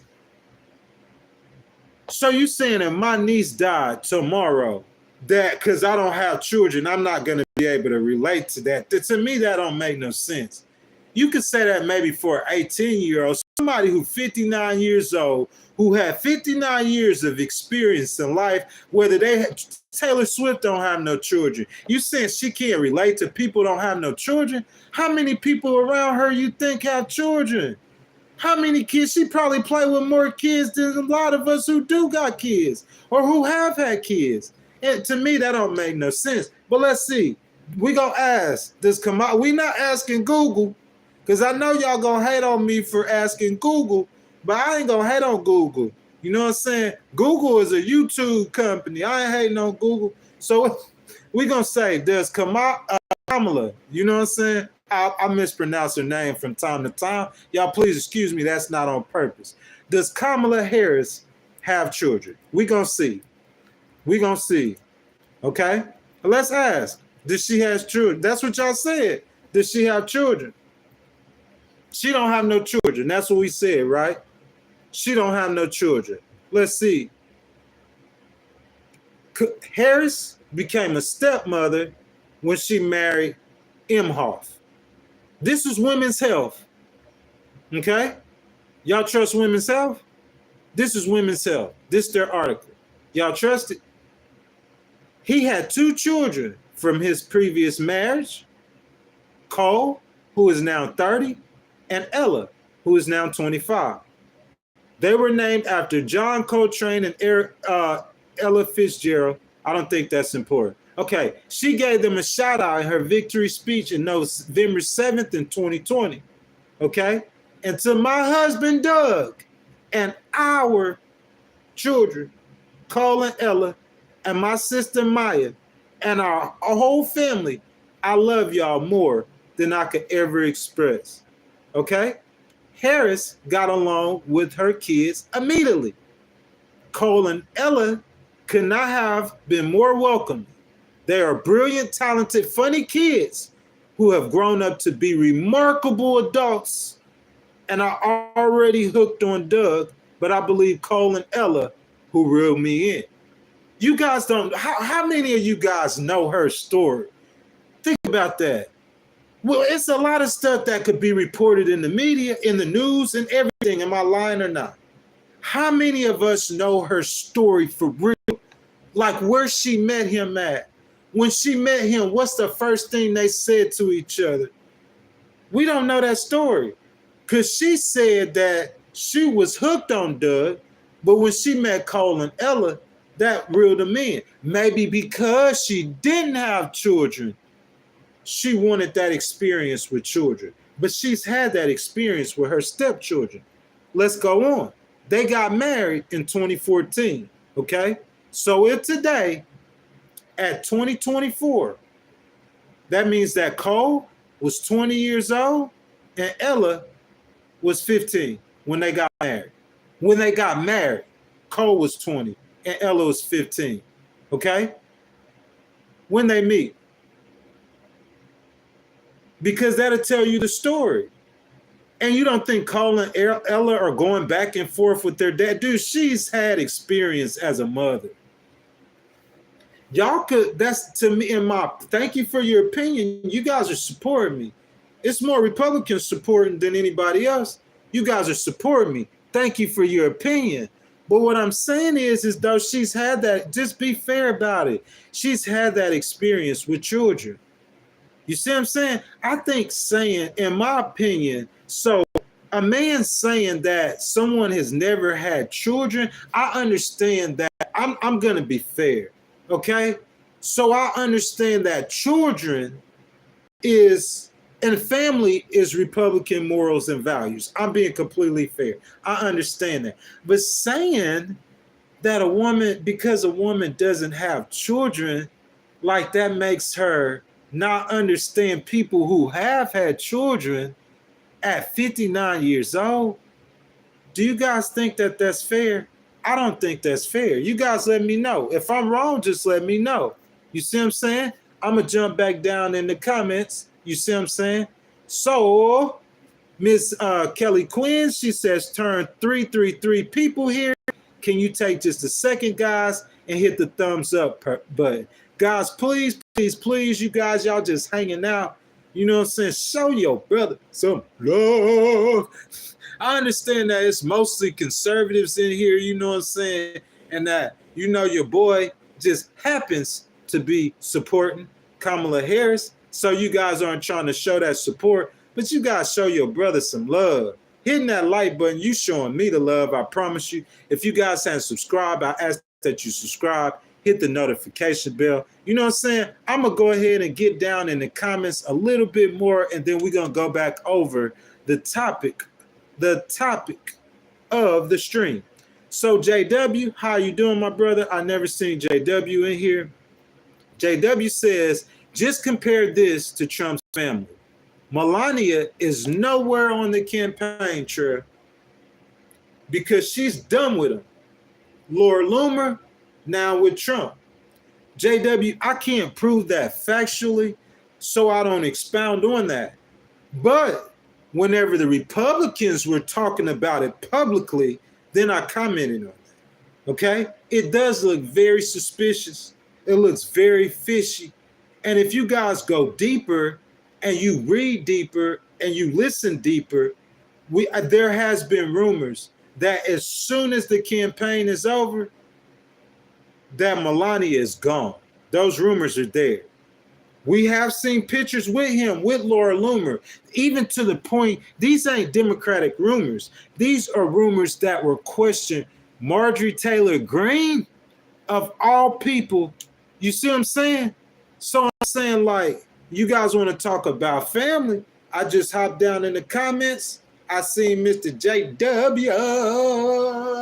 And Mr. JW, hey, that's what I'm saying. We got to look at both of them. Sarah Cooper, $2 super chat. Everybody stop right now. Y'all know the drill. Y'all already know the drill. You guys, go ahead and like Miss Sarah Cooper's comment. You know what I'm saying? Go ahead and like her comment. She said they were grown when she married him. Yes, Miss Sarah Cooper, I just read that. They weren't grown. The girl, she was 15 years old. But it wasn't like, I'm saying, like, how can, okay, listen. I know you just changed. She just changed the subject on me. I like that. You know what I'm saying? The Republicans changed the subject. If you guys let me argue that point, I'll make you vote for Harris. I promise you. If you like, Harris don't understand, like, you hire somebody like me, it's just a specialized role she got to have me in. She hired me to go talk to undecided voters. I guarantee you, if it's 10 of them, when I come out of there, 9 of them, if not all 10, is going to vote for her. Because I'm going to give you the way I present my argument. I'm not coming at you like no Democrat. I'm not going to come at you like that. I'm going to come at you objectively as a regular, average-minded person. Now, Miss Sarah Cooper, she's a big supporter. So I want to go ahead with Miss Sarah Cooper. Miss Sarah Cooper, they were old, but this is what I'm saying. Can we understand the plight of a person just because we've never done it ourselves? That's the question. Can we understand how it would feel to be an NFL football player if you've always had that dream?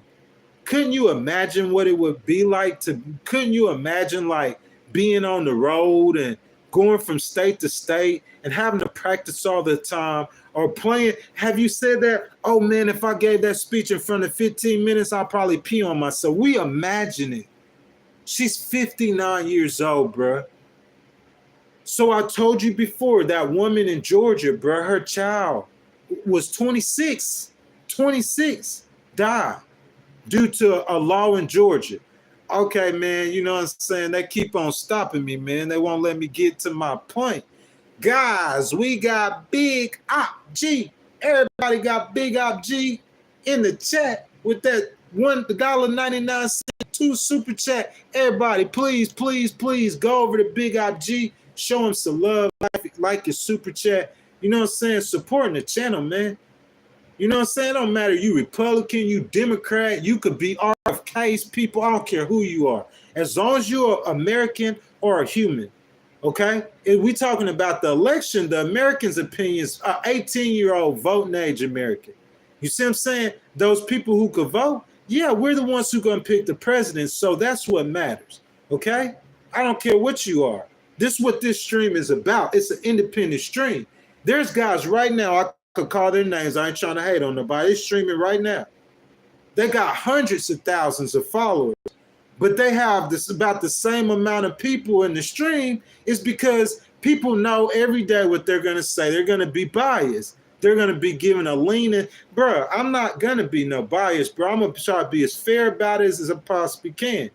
Because you guys, if y'all come up with enough stuff before something bad happens, I'm not saying I wouldn't vote for Trump. I'm going to get to that in a second. So Big Op G says, Kamala being Indian until she wanted your vote, fam. Big Op G, if she's so, we just read it. If she's so Indian, she first of all was born in Oakland, California. You ever been to Oakland, Big Op? You ever been to Oakland?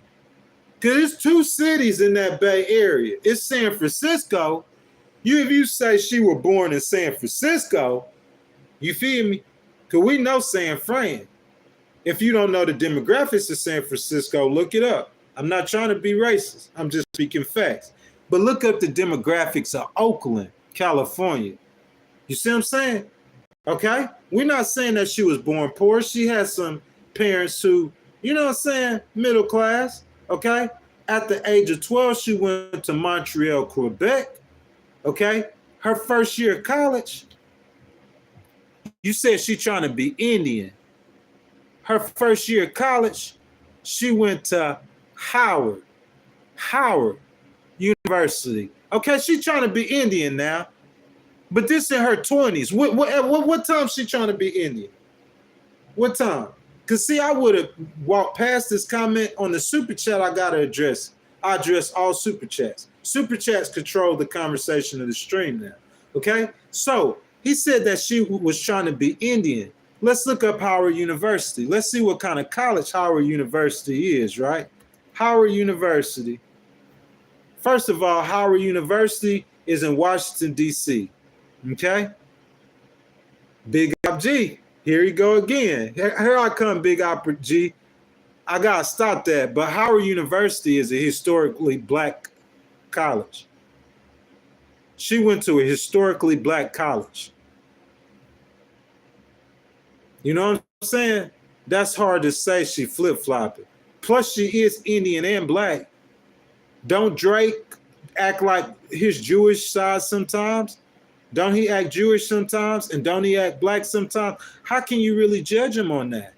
The man is black and Jewish. So he is going to be black and he's going to be Jewish. He's both of them. That's not flip-flopping. If I'm all the way black, and then tomorrow I come in here, so hey now, everybody go get your MAGA hats and you gonna vote for Donald Trump. Y'all, we gonna go get our cowboy boots. We gonna go get our cowboy hats, drink on us some whiskey. We gonna go down the memory lane. If I come in here like that tomorrow, talking like that, then you could say, yeah, this dude fake. But I'm saying if I was half white, I'm saying, what can you really say? Because one of his parents is all the way white. One of her parents is all the way Indian, and one of her parents is all the way black. So at times she's going to be Indian because she is Indian. And at times she's going to be black because she is black. Make it make sense, man. Make it make sense. Hold on a second, guys. Them super chats. Okay. So I hope everybody, Big Op G, y'all go ahead and get that love to Big Op G with the $4.99 super chat. I appreciate you, my brother, from the bottom of my heart. He says, pull Candace Owens' video up from yesterday. She has proof in Kamala book that she was lying. Look, this is what I'm saying, Big Op G, though. This is what I'm saying, my brother. If that's the case, you know what they should do? Y'all need to give that to the Republican National Committee. Am I right or wrong?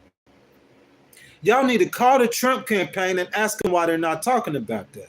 But because you told me, Big Op G, I'm going to pull up Candace Owens and I'm going to go look that up and I'm going to research that. Because if y'all give me something solid that's negative about Harris, if I'm fair and unbalanced, make me talk about it. Something solid, not no rumors. I ain't even gonna repeat the derogatory stuff that they be saying. You see what I'm saying? Something solid. But to be fair and balanced, we gotta address Trump's missteps and mishaps as well. You see what I'm saying? Daryl Alexander, everybody, I hope you guys have liked Daryl Alexander's super chat. Mr. Alexander, I'm just sorry for getting to you late. Big Op, thank you for that super chat. Mr. Daryl Alexander with the $5 super chat. He says, why are you voting for that woman? I can't say her name. Her name is pronounced Kamala. They taught me that. I was calling her Kamala at first. Her name is pronounced Kamala. It's too easy, Kamala. It's too easy, sir. You know what I'm saying? Otherwise, it will not send the super chat. What lets me know the game is rigged. Sir, I would have to say that I disagree with that completely, sir. I appreciate your support. I appreciate the super chat, sir. You supporting the channel. I'm going to respectfully disagree with that. Respectfully, sir. Okay? I don't think the game is rigged. I think Donald Trump is a crybaby. Go back, look, I seen it the other day. I'm gonna do a stream on that. I don't know if it was his auntie, it was one of his family members had sat down for an interview, and they talked about how he was a bully when he was a little kid. When he didn't get his way, he would go home crying to his daddy. I think that's all you see in him when 78 years old. Mocking disabled people. Crybaby. Little Hands Rubio. You know what I'm saying? Crooked Hillary. You know what I'm saying? Sleepy Joe. I just think that's like little kid crybaby stuff. Oh, they cheated. They cheated me. Bro, you a 78-year-old billionaire. What you got to complain about, bro? And you achieved $1 billion in your lifetime. You filed bankruptcy, according to Kamala Harris, 6 times, and you never been broke in your entire life. What are you complaining about anything for? You don't have to run for president. You chose this. You chose this, so stand on it. Eat that responsibility. He chose to run for president. He know the game. He lost. And then they cheated. So, sir, respectfully, I just think that's my opinion. I don't think nothing's rigged. Let me tell you something. I did this yesterday. You know what I'm saying? I'm going to grab a paper ballot, a fake paper ballot. You know what I'm saying? Oh, my bad. That information. Yeah, that's that Pacer information. That litigation. That boy won the appeal as a paralegal in the second highest court in America, the U.S. Court of Appeals. Y'all tell me who done that before. Now, let me get off me, though. So here, I went down the rabbit hole. I might be kin of Donald Trump. So look, here we go. Here go a paper ballot. We got a paper ballot right here. You guys with me? You guys follow me? I got a paper ballot. So on this paper ballot, at the top of the ballot, am I right or wrong? Whose name at the top of this ballot? Whose name at the top of this paper ballot? Is it Donald Trump's? So we got Trump's name at the top of this paper ballot, okay? Am I right or wrong? So you got Trump. I'm going to use a Republican. Don't hate on me. Y'all don't hate on me, okay? Ted Cruz. You got Trump. You got Ted Cruz. You start putting all the people down this, because I'm in Texas. That's why I use him, okay? this ballot, on the same ballot, okay, that Trump won, that Trump lost, Ted Cruz won. Explain that. If the Democrats are cheating or if it's rigged, on the same ballots that Trump lost, the Republicans took control of the House. Am I right or wrong? The same ballot that Trump was losing on, down ballot, the Republicans were winning. I don't think the election was rigged. I don't think they cheated. You could say that the Democrats helped push Black Lives Matter. I don't see how you could say prove that they pushed COVID or January the 6th though. You can't say they push. You can't prove. I ain't talking about no Tucker Carlson or no Fox News. You see what I'm saying? I'm saying you saying that you cannot prove that the Democrats did COVID or January the 6th. But you can halfway say they might have helped push Black Lives Matter. But I'm saying in succession, starting in the summer of 2020, in succession, all the way up to the election time, the entire year of 2020 was a hellish year, excuse my language, for Donald Trump. You don't have to cheat, bruh. The man, bruh, the American cities was on fire in the summer of 2020. Do you guys remember that? They had the military in the streets, bruh. Look how quiet it's been the last 4 years. The military was in the streets in the summer of 2020. And then we had COVID, people outside losing their jobs, adding $8 trillion to the deficit. You see what I'm saying? And then right behind that, January 6th, you see what I'm saying? It was the cherry on top. I believe he had a bad year. And within that bad year, he paid for it at the ballot box. That's what I think happened. That's just my opinion, though. I might be wrong. Big Op G, y'all better go ahead right now and like Big Op G's comment. You feel me? VP Harris, I apologize for this because I got just a little glance of that comment. And I know that comment is finna be ruthless. That man gave a $9.99 super chat. Man, I'm going to salute you, my brother. Thank you so much for supporting the channel. You know what I'm saying? Helping us get off this live stream, vertical feed, and get to the business. You know what I'm saying? So Big Op G, $9.99, $10 super chat. He said, I never said she couldn't be Black and Indian. I'm saying she never represented or cared about the Black community until she needed votes. She makes up stories with fake accents to appeal to us. Sir, I respect your opinion. Again, I thank you for the super chat. And again, sir, I thank you for your comment. My opinion to that, like, okay, so you moved the needle. Definitely. You moved the needle because I understand what you're saying. He's saying she's appealing to Black people and she never appealed to Black people before. Her identity with her culture, sir, like I would say, at a young age, her going to that HBCU. Okay, so which one of her parents are Indian? Her mom's Indian. Was her dad in her life? That tells the story. If her mom raised her, you know she's gonna have that culture. I'm not disputing that. But I'm saying when she got grown to go on her own at that age, one of those decisions she made to go to college, the decision she did make was to go to the HBCU. Am I right or wrong? She went to HBCU, so she has to some way identify with Black culture. Now, what he's saying is now that she's pandering to the Black vote. And my big Op G, is that what you're saying? I think that's what he's saying. Let me respond to that. Donald Trump doesn't pander to the Black vote. Hold on. I'm going to get some Kool-Aid. Big Op G, this ain't about you. I'm not hating. I'm back in the chat. Okay, my brother, I'm off that comment. I heard what you said. I salute you. I respect what you said. You said she's pandering for the Black vote. Even though with that CNN interview with Dana Bash. Dana Bash asked her specifically about that.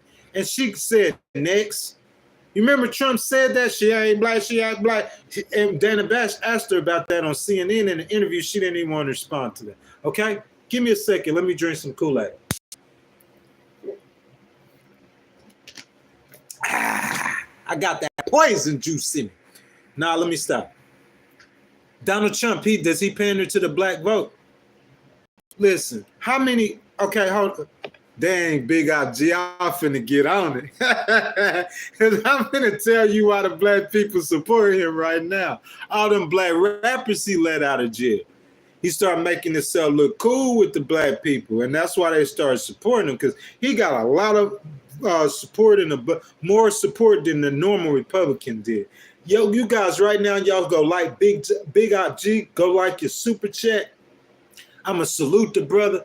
My brother in here supporting me. You know what I'm saying? Y'all go like Big IG super chat right now. Everybody, please, please. You guys can't hate.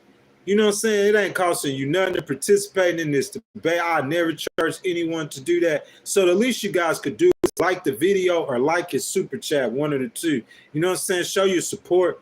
You know what I'm saying? You can hit the you can hit subscribe to the channel, hit the notification bell. You don't have to come in here all the time, but whenever you feel like voicing your opinion about the election, this is a safe place for all voters. You know what I'm saying? We're trying to build something here. So Big IG, my boy says Donald Trump doesn't claim to be African American. No, he doesn't. Hold on a second, Big IG. Let's look up the facts, though, brother. Let's look up the facts, okay? Donald Trump went on the historically the black journalist thing, right?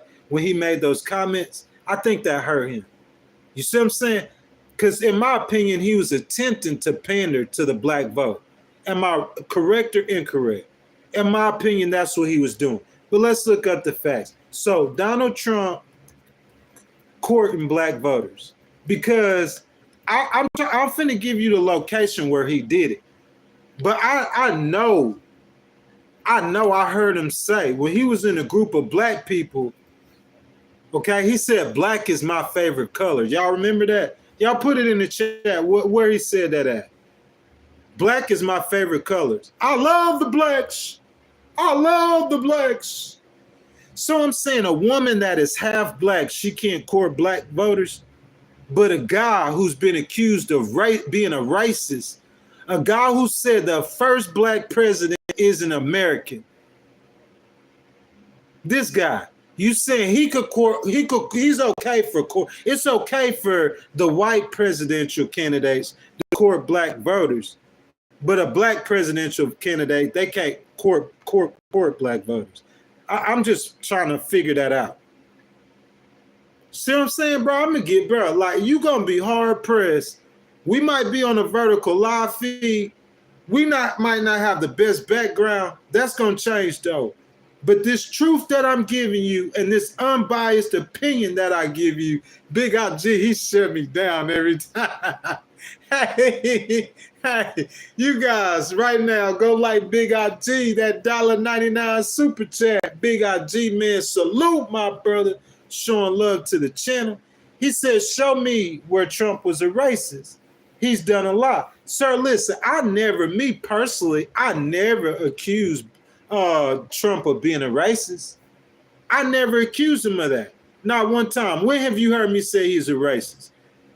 If you go look at my comments right now, go look at my previous streams and look at my comments and see what they're saying. Seeing what the Democratic people saying about him, about the New York Five.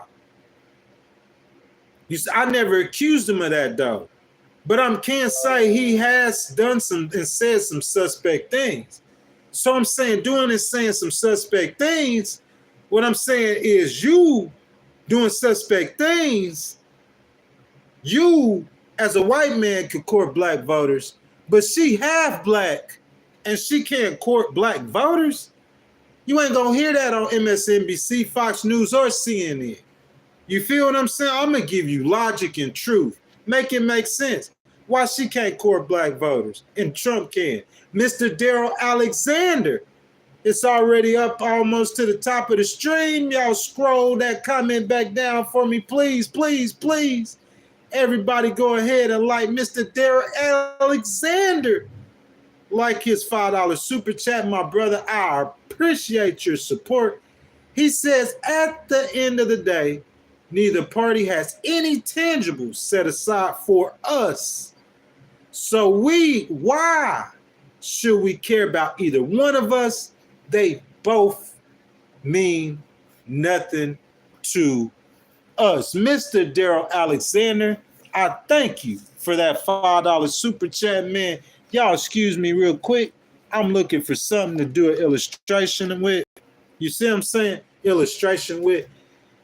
The thing is, Mr. Alexander, that could be true. Saying that one of those candidates cared directly about you personally, I would say if I had to choose one that did, I would have to say that Kamala appears that she cares about people in generally more than Donald Trump. Donald Trump appears as he's for himself and his little rich home guys. But this is what I got to say, Mr. Daryl Alexander. You got a coin, okay? Can you see the coin? It's the same coin. You got heads and you got tails. Okay, the heads is, say, the Democrats, and the tails is the Republicans. So say you, Mr. Alexander, you want to start a business, or you want to buy a house, or you have kids. You know what I'm saying? And you flip the same coin, and say that the coin lands on tails. You know you're not getting no $25,000 to buy no house, because Donald Trump ain't even talking like that. He don't believe in that. You know he ain't going to do no tax cuts for your business. You know he ain't going to give you no money towards you having a child. Well, you know that. But say it lands on heads. And there's a good chance Nancy Pelosi said that they're going to take back. They're going to take back the House of Representatives. You see what I'm saying?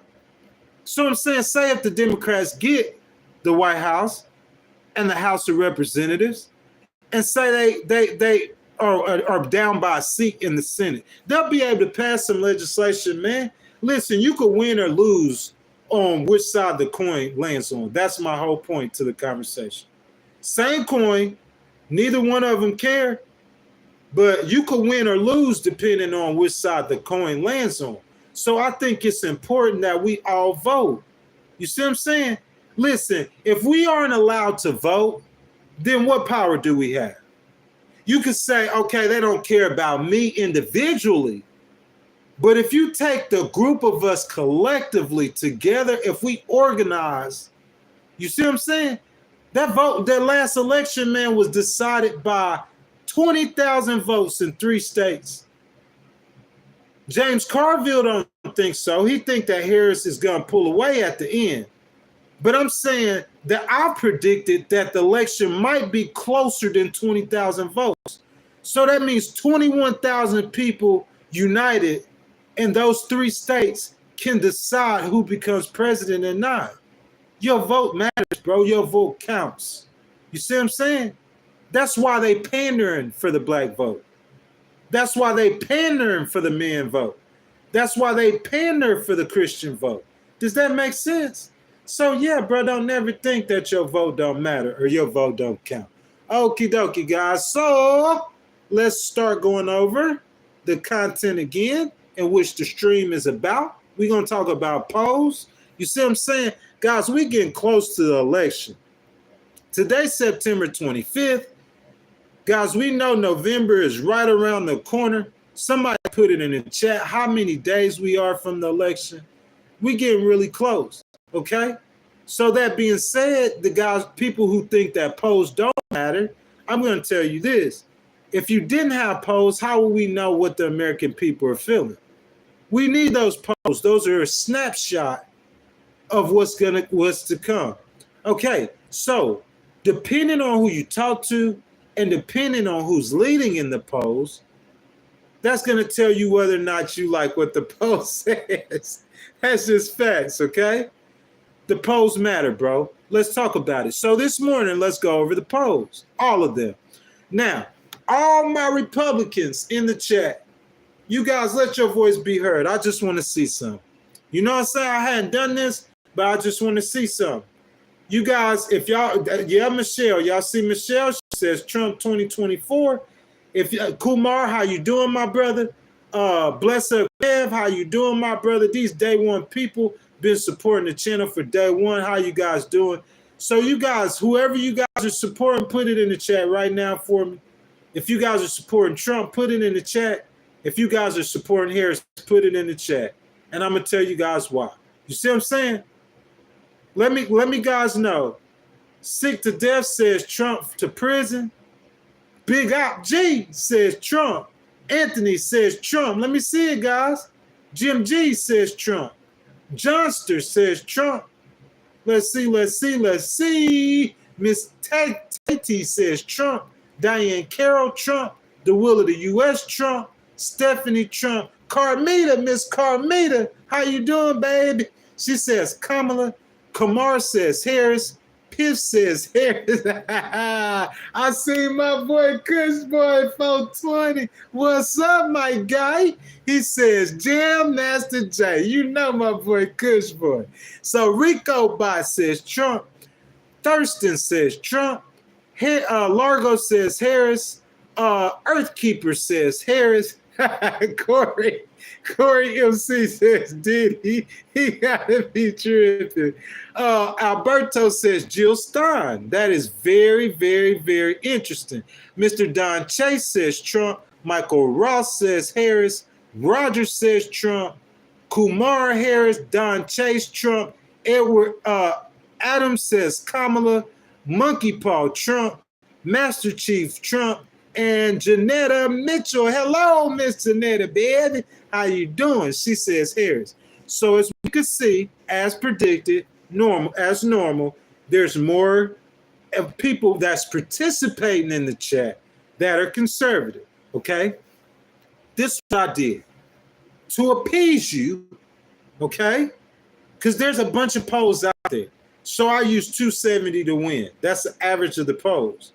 They got 12 polls that we're going to go over in which they're saying who's leading in the election. 12 different polls. One of those polls is Rasmussen. It's a conservative-leaning poll. There's only like 2 conservative-leaning polls. So he's polling people from a conservative tent. But what I can say that he does do is he only polls people that he thinks are going to vote, people that vote, instead of likely voters. So let's look at Rasmussen. You guys still keep having your conversations in the comments, okay? So let's look at what Rasmussen says about the election. We're going to start with Rasmussen, okay? That's the poll Fox News used. Can anybody tell me, please tell me, can anybody please tell me that I got some kind of slant by using Rasmussen polls? You can't say that I'm cheating because Rasmussen is a conservative poll. Okay, so I'm using your polls. Okay, you Harris supporters, bear with me for just a second. I'm finna pander. Okay, so Rasmussen polls. Okay, the Rasmussen polls is conducted by a conservative with a conservative slant. Tell me where I'm wrong. Tell me where I'm wrong. How I'm lying. Okay, thank you. On July 25th, Republican pollster Rasmussen conducted a poll of likely voters and released a poll on July 25th of this year with Trump ahead by 7 points, 50 to 43.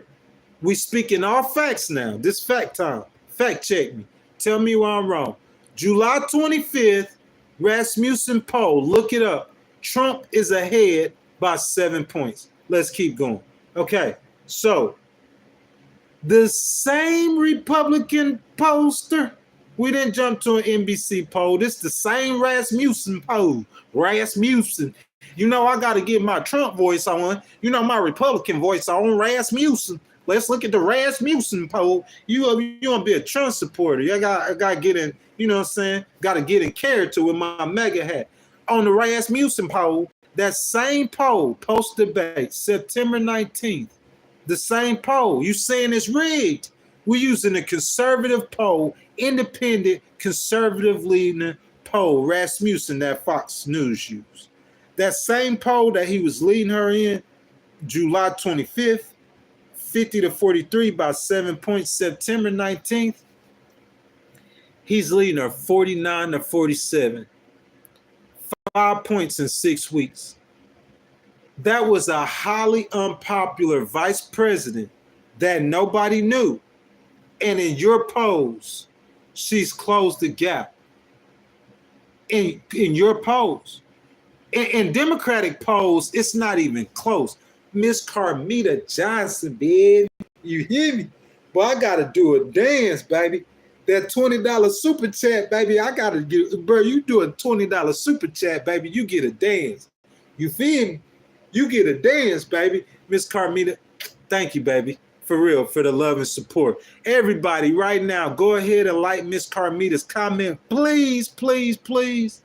You guys show some support to the conversation, the topic we having today. Y'all, please go like Miss Carmita Johnson's comment. Once again, thank you for that $20 super chat. She says, have you ever had a president, Miss Carmita Johnson, who begs and try to sell so many things while looking to be reelected? Nope. He's trying to stay out of jails for his felonies. He's not running for America. What you guys got to say to that? What you Republicans got to say to that? I just want to hear. Put it in the chat. Put what you said. Say what you said with Miss Carmita. What you got to say to that? Because that's very valid points. Very valid. Because listen, we do facts and reason in the Legal Wars podcast. I respect you guys. I'm learning to respect you guys more who differ from my opinion. That's what I'm learning with this. To have respect for people who don't agree with me. That's what I'm learning. It's like my therapy. That's what God's teaching me. Okay? So I'm going to respect your opinion. I ask that you respect mine. You don't have to, but I still have to respect yours, okay? Because it's my platform. So let me ask you a question. What do you Republicans think about that? Because this is what I'm going to say. If he wasn't running for president right now today, November 26th come, when his sentencing date comes, if he don't win the White House, what you think going to happen? You think he going to walk for? Hold up. I'm going to give you a second now. Mr. Kool-Aid Man. I got to pull it out for your answer. When November comes, if he not elected president, what you think going to happen? I'm waiting, though. I'm going to wait while I drink my Kool-Aid. What you think gonna happen? Miss Carmita got a point. Because if he don't win, listen, I was watching the Trump rally. I can't remember what state he was giving the rally in because I'm fair and balanced like that. I watch Fox News too. You see what I'm saying? I was watching the Trump rally. Trump was giving a speech. He was laughing and joking. This is the first time I ever seen the man laugh. I promise you. He said he gonna have his election watch party from Venezuela.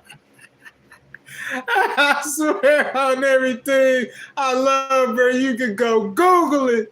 Trump said he gonna watch the election from Venezuela.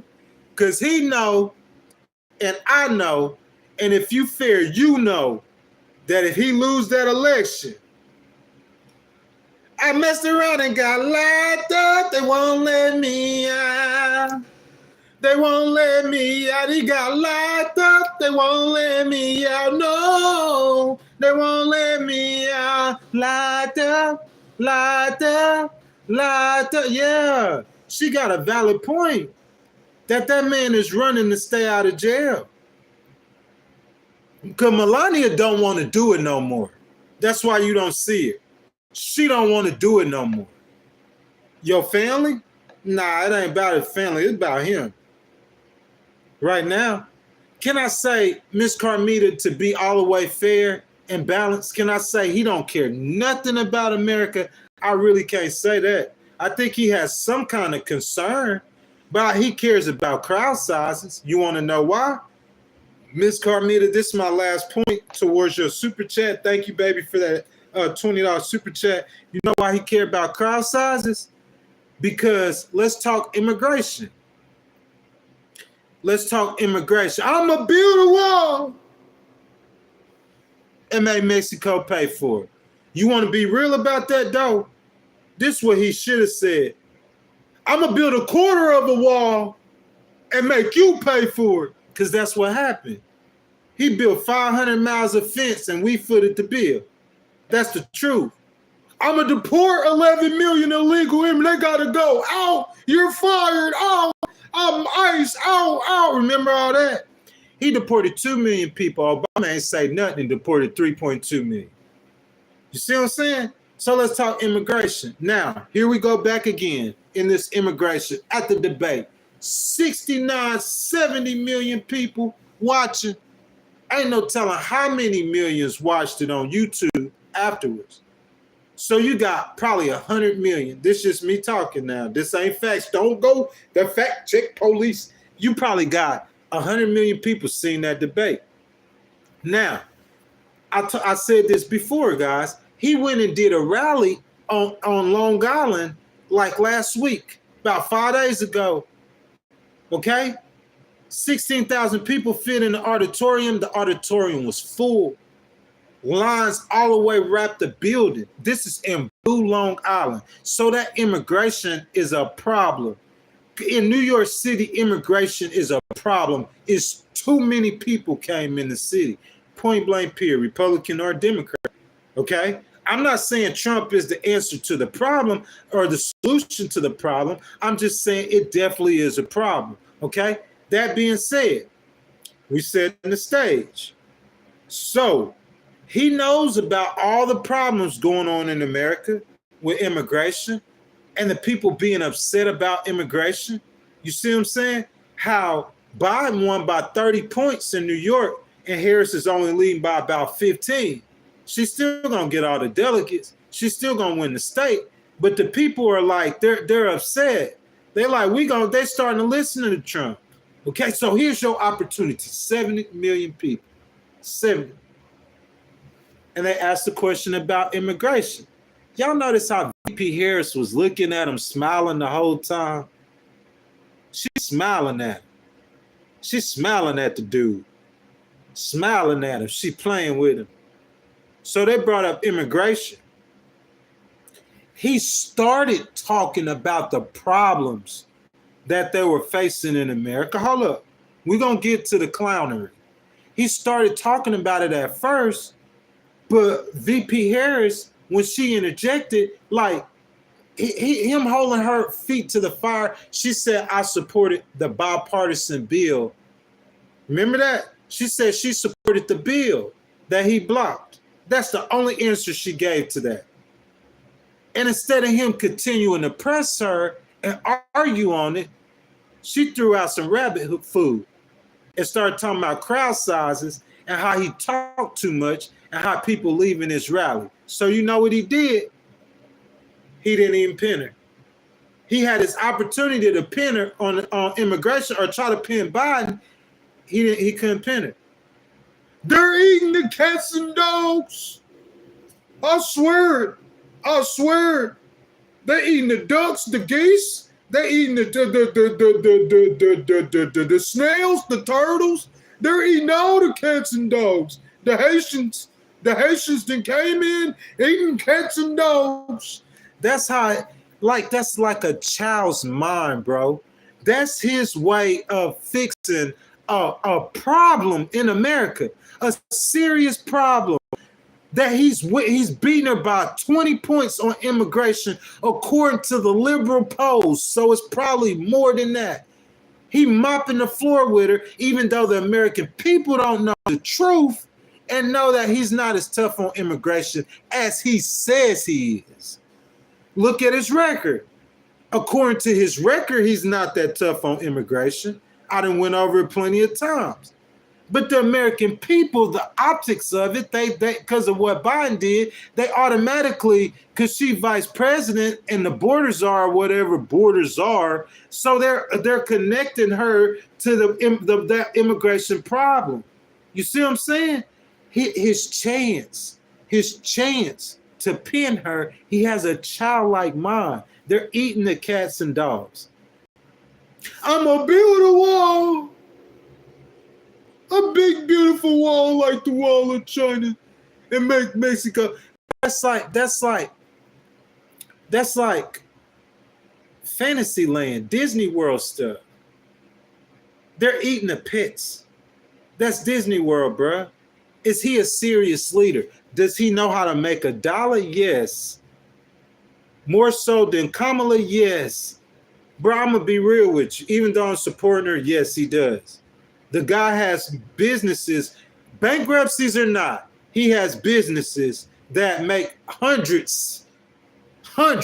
We seen his tax report. Remember that? When he paid that $700 in tax. What? He paid what? Bruh, 275 people in the chat. We've been streaming 2 hours. Thanks for the love. Y'all tell me, get in the comments.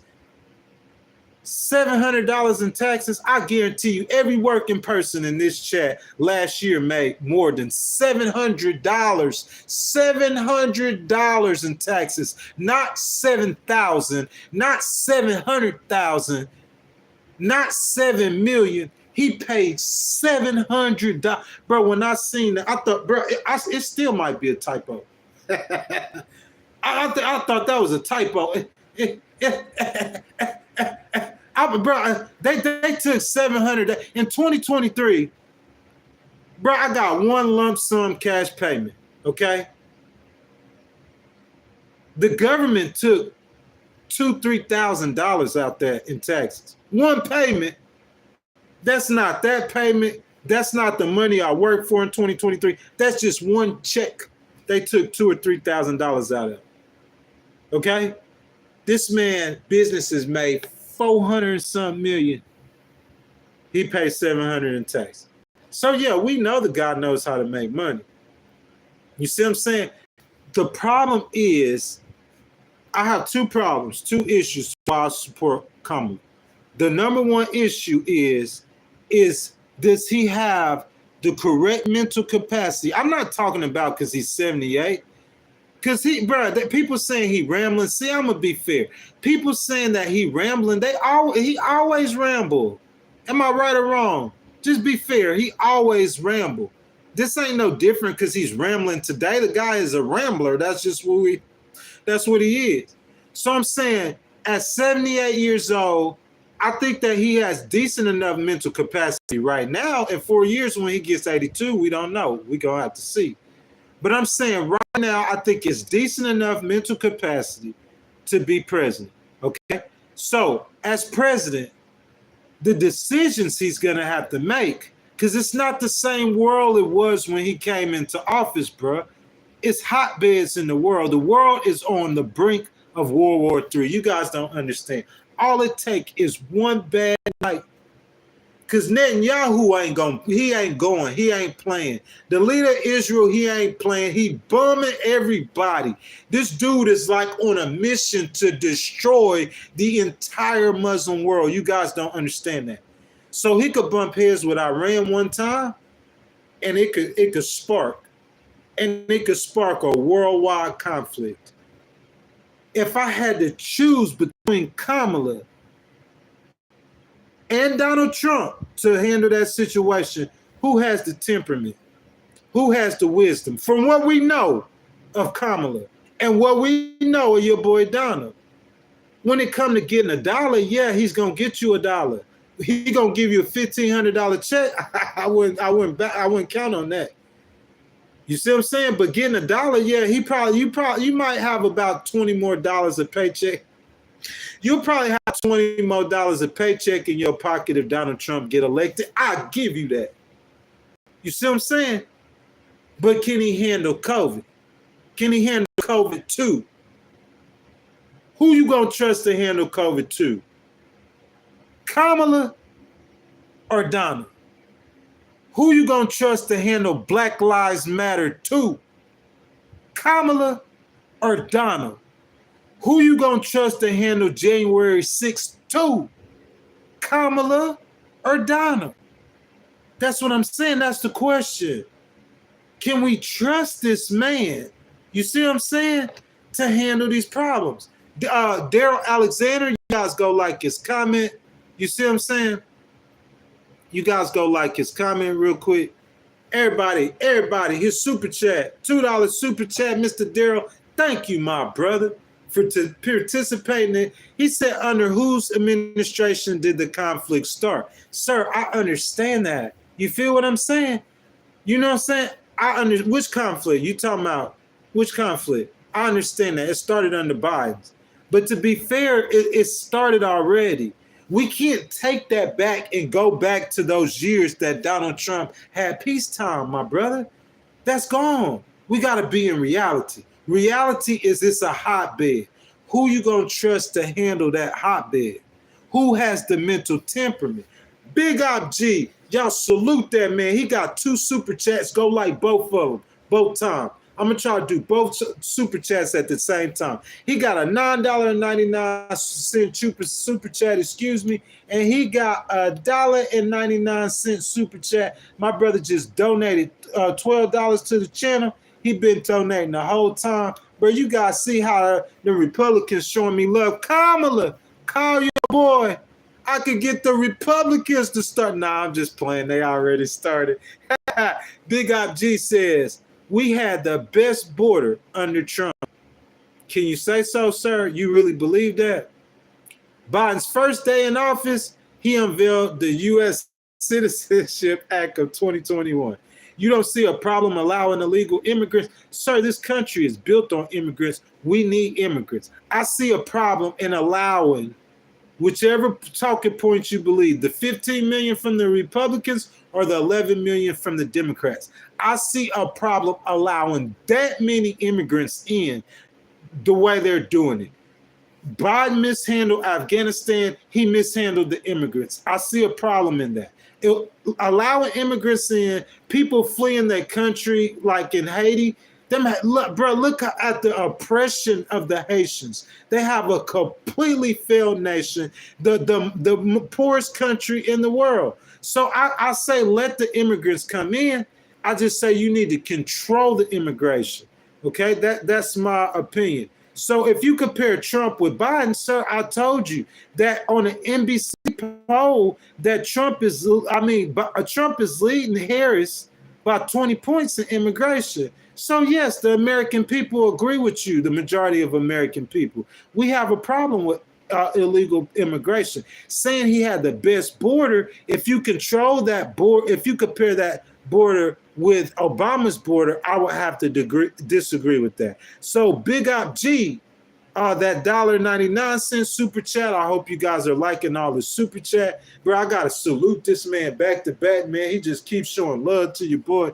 Big Op G, man, I got love for you, my brother. You know what I'm saying? I'm a conservative in heart, but even if I was a straight liberal, this stream, bro, everybody is welcome. All voters welcome. He said, I wouldn't trust Kamala making a sandwich. That's true. That's too funny, man. You know what I'm saying? There ain't nothing that I can't comment. I can't comment on that, my brother, because I do trust Kamala. I trust Kamala more than I trust the other guy.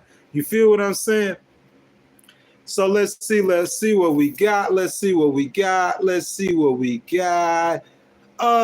Mr. Daryl Alexander with the $5 super chat. I'm sorry, Big Op G. I hope everybody he got another $1.99 super chat. He says there's a process to come here that they didn't do it. Yes, sir, I agree with you. Didn't I agree with you? I don't disagree with you at all, sir. You know what I'm saying? I don't disagree with you at all. I agree that there is a process. The process was not followed. I think that there's a problem with that we need to fix overall as Americans. You see what I'm saying? I went over that before, though, sir. You feel me? I went over that before, and I'll go over it again in a second. I got to get Daryl Alexander's comment. You cannot say, because it's just like Biden and Obama. Biden and Obama, excuse me. It's just the same way. Biden let as many people into America as he did. True or false? Obama deported more people than Trump did. First term to first term. They were vice president and president. That's what I'm saying. In my opinion, you can't connect Harris to Biden because her policy might be completely different. She might come out like Obama and just start deporting people left and right. We don't know that yet. Daryl Alexander, everybody salute my brother Daryl Alexander. If you guys haven't already, I ask that you please, please, please go like your super chat. Mr. Daryl, I thank you for the $5 super chat. I thank you for donating to the Legal Wars podcast. He says this country brought in immigrants despite us. For some reason, we tend to forget that. No, sir, me personally, I don't forget that. I think the policy overall, the overall immigration policy, okay, is that we need immigrants in America. Do you guys agree with that or not? America is a nation of immigrants. You agree with that or not? So I think the overall policy that we need immigrants, there's nothing wrong with that. Am I right or wrong? We do need immigrants in this country. I think the problem, we look at Springfield for the problem. So the people, the government in Springfield said those Haitians come in and they fill jobs that the American workers don't want to work. I'm not hating. Look, let me show you something so you guys can understand, okay?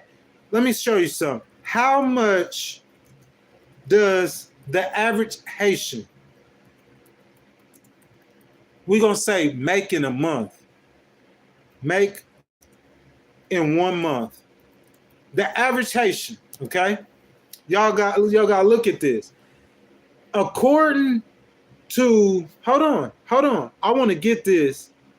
NCESC,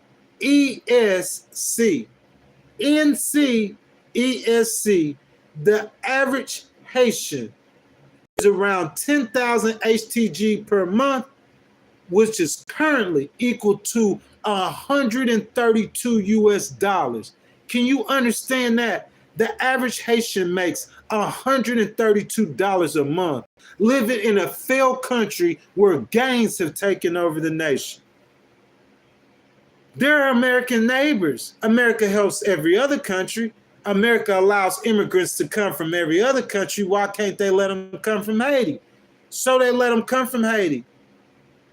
Springfield said, hey, we got jobs that Americans don't want to work, that'll help our city better, that'll help our county better. We need some of them Haitians to come work. In Haiti, they made $132 per month. You could pay them $7.25 an hour. Isn't that the federal minimum wage? Let's look up the federal minimum wage real quick. Y'all, what's the federal minimum wage? Okay? Federal minimum wage. 2024, okay? $7.25 an hour. Do the math. Times 40 hours, that's $280 a week. You pay them $7.25 an hour, they're gonna make 2 times what they were making in Haiti per week. Okay? They got government programs for them. So they come in, they take the $7.25 an hour jobs, they help the economy, they help the city, they work on the roads, they clean the buildings. What's wrong with that? Let me tell you what's wrong with that. The only problem the Democrats have is they're letting too many of them in at one time. That's the only problem. It's nothing wrong with letting them come in the country. Okay? The presidents change the laws all the time to allow them to come in legally. According to the law of the land, Trump will have to reverse it because the law of the land right now says those Haitians are here legally. So if Trump tries to get into office and reverse the law and start trying to deport them Haitians, he gonna get sued left and right. The ACLU, they waiting on him. They got human rights groups that's waiting on him. He might get sued by the United Nations. Real talk. He gonna get sued left and right. He just need to let it be. That's just my opinion. So I think the balance, I think that Joe Biden just doesn't have the right balance. I don't think Trump does either, though. Because his I'm going to deport everybody is not going to work. It didn't work last time. I don't think it's going to work this time. Big Op G, what's up, my boy, Big Op G? You guys go ahead and like Big Op G's comment, man. Everybody in the chat, go ahead and like that man comment, man. Big Op G, brother, thank you once again for the $4.99 super chat. Thank you for supporting the Legal Wars podcast, my boy. He says, why is car insurance and homeowner insurance is up by 30% in Springfield? Because the Haitians are getting handed licenses and crashing into everything.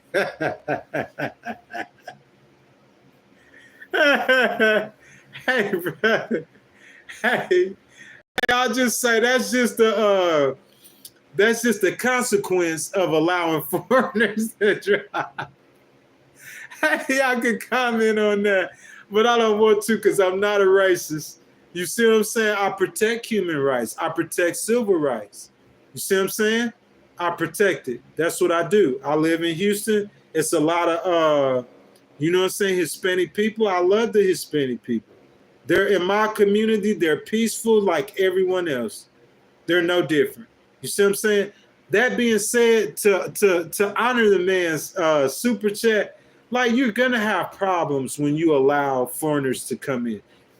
I told you guys, the problem isn't that the Haitians came. That's not the problem.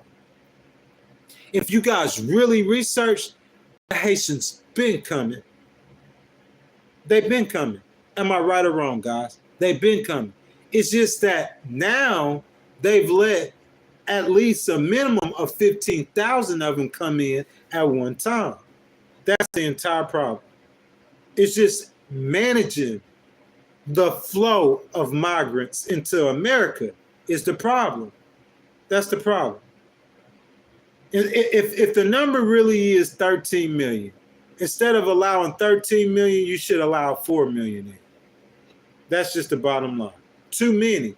Just open up the floodgates. But what I'm saying is because President Biden did that, you can't say that VP Harris is going to do that. So that's what I said. Thank you, VP Harris. Go to Arizona, go to the border. And when you cut, what you need to do is walk that border with them border agents. The camera seeing you, come up to the microphone and give us a policy.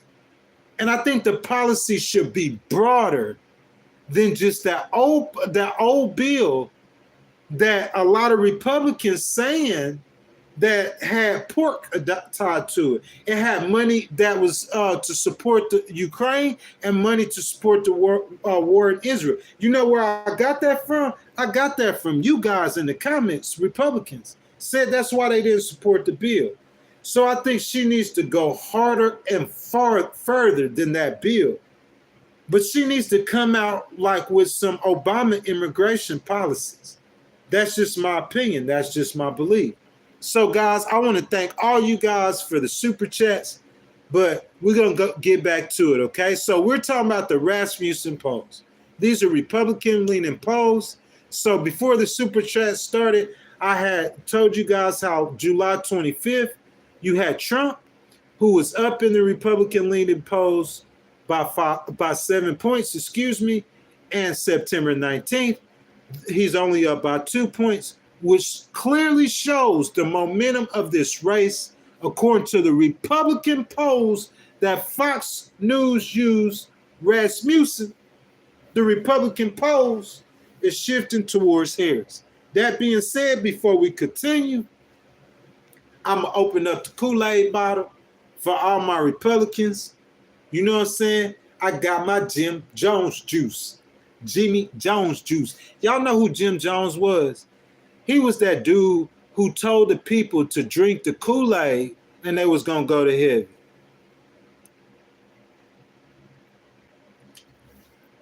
They started drinking the Kool-Aid. You know what happened to them? They all died. All of them. Don't drink the Kool-Aid. Okay? So I'm just waiting for y'all. Y'all ready? Let's get it. Now, the polling data that I swear by personally is 270 to win. Okay? I don't know any other broadcaster that uses those polls, but the data conducted on September 24th from the average of 12 polls. I gave y'all the Rasmussen poll, okay? So we're going to take all the polls. CNN poll, that showed Harris up only by a point, okay? We're going to take CNN poll. We're going to take the Rasmussen poll. We're going to take the NBC poll. We're going to take everybody's poll, and we're going to put them together, okay? And we're going to do an average of the polls, an average. 12 polls nationally, okay? 270 to win has Harris over Trump 48.8 to 45.9, 3-point lead nationally. So you say, hey, that's what happened in 2016. Same thing happened. Hillary beat him in the popular vote. She was up 3% in the popular vote. She won the popular vote. But how did it turn out? So that's why, as me supporting Harris, that's why I don't drink Kool-Aid. The Teamsters didn't endorse her. I tell Wake Harris, you got to stay vigilant. Because them NBC people, them people who pumping her up and gassing her up, that's what they did to Hillary. Want to make her feel good. Tell her something she want to hear, and you know what happened, didn't you? You see what happened? So no, we need to stay as unbiased as possible so we can see reality. Because when you see reality, she still has time to fix it. Okay, so you say that just because she's up by 3 points in the popular vote, that doesn't mean nothing. That's just a stupid poll. Okay, so let's go over, okay? Who decides the election? The Electoral College, state by state. You have to win the election state by state. That's how you're going to win. Okay, so let's go over the undecided states as they remain that will decide the election. These undecided states are called battleground states. I know most of you guys already know that. There's 7 of them, okay? You got Georgia, you got Arizona, you got North Carolina. You guys follow me? I'm trying to stay in the middle, and Nevada. Those are called the Sun Belt states. And the reason they're called the Sun Belt, because they're on the belt where it's always hot, I guess. I don't know why. So you got Georgia, Nevada, Arizona, and North Carolina, okay? The Blue Wall states, the states that the Democrats call the Blue Wall, and the reason they call it the Blue Wall is because they're going to say they're going to use those 3 states to win the presidency and to block Trump. Traditionally, okay? 3 Blue Wall states. You got Michigan, Wisconsin, and you got Pennsylvania. Pennsylvania is so important, okay? It has the most electoral college votes at 19, and it's the swingiest of all states. I've said this a lot over the last 2 days, so my regulars, I know you guys will hear this a lot. It's like having New York City and LA on both equal sides of the state, and in the middle and the surrounding areas like having Alabama. It's like the Philly and Pittsburgh are blue, and the rest of the state is red. So when you see how Pennsylvania is giving you a depiction of how the rest of the nation is feeling. Okay, so let's go over the polls in the states, because we know only the states matter. You got to win this election state by state. The national polls do not matter. That's what I'm saying. And I think that's so significant. I did a stream the other day about can Trump win the popular vote and Kamala still win the Electoral College. I don't think that's going to happen. I think she's going to win both of them. I don't think what James Carville's saying is going to happen and she's going to blow him out. I think it's going to be a close race, but I think she's going to win both. I think Trump's going to do better in the national vote, in the popular vote, because in some of those blue states, some of those all blue states that experience problem with immigration, his numbers will be better in New York. But overall, we know he's not going to get the delegates. It's winner takes all. Am I right? You ain't splitting them delegates. It's winner takes all. So he might not lose by 30 points. He might lose by 10 points, which will boost his numbers in the national popular vote, but he still lost the state. Does that make sense? So let's break it down state by state. Okay. As the map stands, VP Harris can secure 270 electoral college votes by winning the state of Michigan, Pennsylvania, and Wisconsin. Okay? All she needs is those 3 states. So let's see what's going on within the states. Okay. In Michigan, an average of 6 polls. This isn't 1 poll. This is 6 poll average in Michigan has Harris up 49.7 to 45.7, which is a 4-point lead. That's a pretty big lead. They're looking solid in Michigan, bro. You know what I'm saying? Bro, Kelly knows this, okay? I'm not sure Miss Carmita was here at that time. If you go back about a week or 2 ago, we talked about Michigan, and I said I was scared for her in Michigan. Kelly, you remember that? Because she was only up by 1 or 2 points. Bless up, Kev. You remember that, brother? You know what I'm saying? She was up by only 1 or 2 points. I said she need to widen that margin.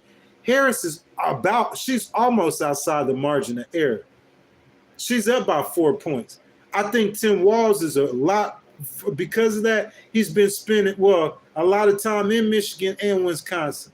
Okay? So she's up by 4 points in Michigan. She needs Pennsylvania. Pennsylvania is a lot harder.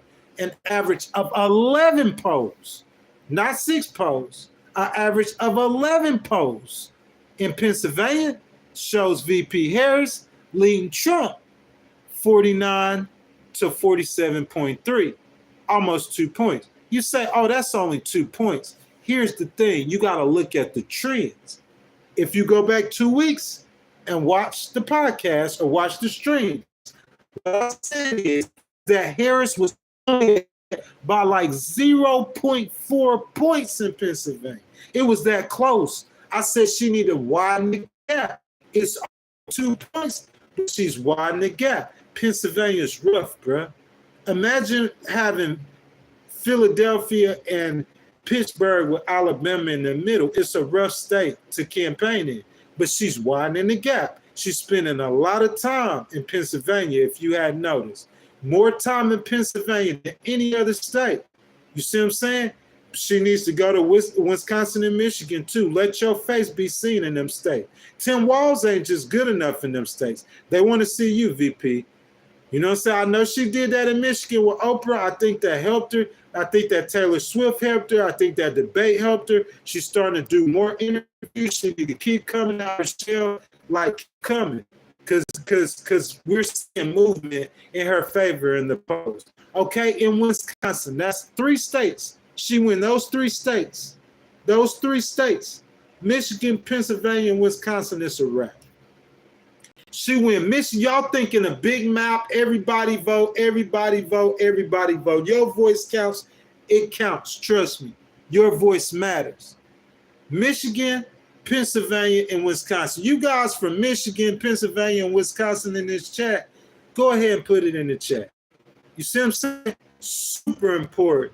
In Wisconsin, an average of 7 polls, not 11, not 6. You see what's happening?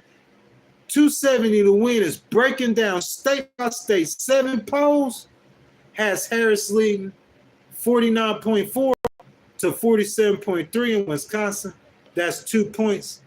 Bro, if the election was held today, according to 270 to win, it's a clear winner. Clear winner. Y'all, Noah J gave a 99-cent super chat. Y'all go ahead and like Noah J's 99-cent super chat for me. Noah J, my brother, I appreciate the love. Thank you, sir. You know what I'm saying? You guys want to donate. That was a sticker. If you guys want to give 99 cents, I appreciate it. I don't care how much you give. So, guys, we see Michigan, Pennsylvania, and Wisconsin. Harris is leading. That map holds, the race is over. Okay? Like I gave y'all the Rasmussen polls. From July of 2025, he was leading by 7 points. The Republican polls have him winning by 2 points. It's a 5-point gap. Can you see it? He was winning by 7. Now he's winning by 2. It's a 5-point gap. So regardless of what you believe, the momentum is shifting in her favor. Republicans and Democrats will tell you that, okay? According to 270 to win, the elections held today, it's a wrap. Not only that, let's dip down in the Sun Belt. In Nevada, an average of 5 polls in Nevada, Trump leads Harris by half a point. 49.9, oh, I'm sorry, 47.4 to 46.9. Yeah, in Nevada, 47.4 to 46.9. That's 7 polls. Okay? In North Carolina, an average of 7 polls, Trump leads Harris by half a point. 47.4 to 46.2. Or I'm sorry, Nevada's 1.2 points, half a point in North Carolina. So guys, the Sun Belt state, look, the 3 states she need to win, Michigan, Pennsylvania, and Wisconsin, she's winning in them. Okay? The Sun Belt states, she wants to back up states. Because just in case she lose Pennsylvania, just in case she lose Wisconsin, I think she got Michigan sold up. Michigan is the bluest of those 3 states. Okay, so she wants to have a backup state or 2, a backup pathway to 270, just in case she lose Wisconsin or Pennsylvania. Dude, in Nevada, Trump's winning in Nevada, but it's only by a point. You see what I'm saying? No, I'm sorry. Harris is winning in Nevada by a point. Harris is winning in Nevada. That's her backup state. Let's see how many electoral college votes Harris, Nevada got. Let me see something real quick. Let's see how many electoral college votes Nevada got. How, you guys, if you know it, you could put it in the stream. How many electoral college votes Nevada has? If you guys know it, you could put it in the stream, guys. Let's see. So we're getting all of the electoral college votes right now because we know that's who's going to be supporting the president. I mean, voting for the president. So let's see. Nevada. How many electoral college votes you have? 6. That's what I thought. I didn't want to give y'all bad information. So she's up by 1.2 points right now in Nevada. You see what I'm saying? So she wants a backup state. Look, she's winning in Michigan, Pennsylvania. She's winning, guys, in Michigan, Pennsylvania, and Wisconsin. Right now, point blank, she's winning in Michigan, Pennsylvania, and Wisconsin. Point blank. In Nevada, average of 5 polls got her up by a point. That's backup state number 1. 6 electoral college votes. She wants to backup state number 2, okay? And that would be North Carolina. So I think North Carolina has, let's see. North Carolina has, if I'm not mistaken, 16 electoral college votes. Let's see if I'm right. You know, Pennsylvania has 19, okay? So she wants to get backup states, okay? For if she loses Pennsylvania, she loses Wisconsin, okay? So Nevada is one of those backup states. I think she could win Nevada. I've said that from the very beginning. If you guys remember, Nevada's just one of those states that's like a blue state, okay? So North Carolina, she's slightly losing in North Carolina. She's not losing by much. She's slightly losing in North Carolina. I think VP Harris views North Carolina as a backup way to get to the presidency. So, guys, I'm sorry. We're scrolling up. Let's look at the map. Let's look up the map. So right now, if we looked at a map, electoral college votes, the Democrats got 230 to the Republicans 215. This is according to 270 to win, okay? So that 270 to win is saying that the Democrats need 40 electoral college votes. Okay? Pennsylvania has 19. She's halfway there. Okay? Michigan has 15 and Wisconsin has 10. That's going to put her over the top. Them three. Okay? Now, if you look at Trump, she's losing to Trump by about 2 points in Georgia. I said all along. You guys know I said all along that I thought that Trump was going to win Georgia. Be fair. I said I thought he was going to win Georgia and Arizona. Kelly, tell him. Didn't I say that? Bless up, Kev, tell him. I said that from the get-go. I'm talking about day one. I said I thought he was going to win Georgia and Arizona, okay? Georgia has 16 electoral college votes. So let's give Georgia to Trump, okay? Arizona has 11 electoral college votes. Let's give Arizona to Trump. North Carolina has 16 electoral college votes. Let's give North Carolina to Trump. And even if we gave them Nevada, okay, 6 electoral college votes, that's not enough to get it. What Trump needs to do to win this, he needs to take Wisconsin, Michigan, or Pennsylvania. He's got to win one. For Harris, she cannot lose Pennsylvania. She give up Michigan, got 15 electoral college votes. She needs to win North Carolina with 16. She can't lose Wisconsin, Michigan. She can't lose them and North Carolina. I think she's going to get Michigan. That's my opinion. Okay? When you draw up the map, you got to draw up hypotheticals according to pollings. Okay? So, Pennsylvania, I think that's too close to call right now. That's going to decide the election.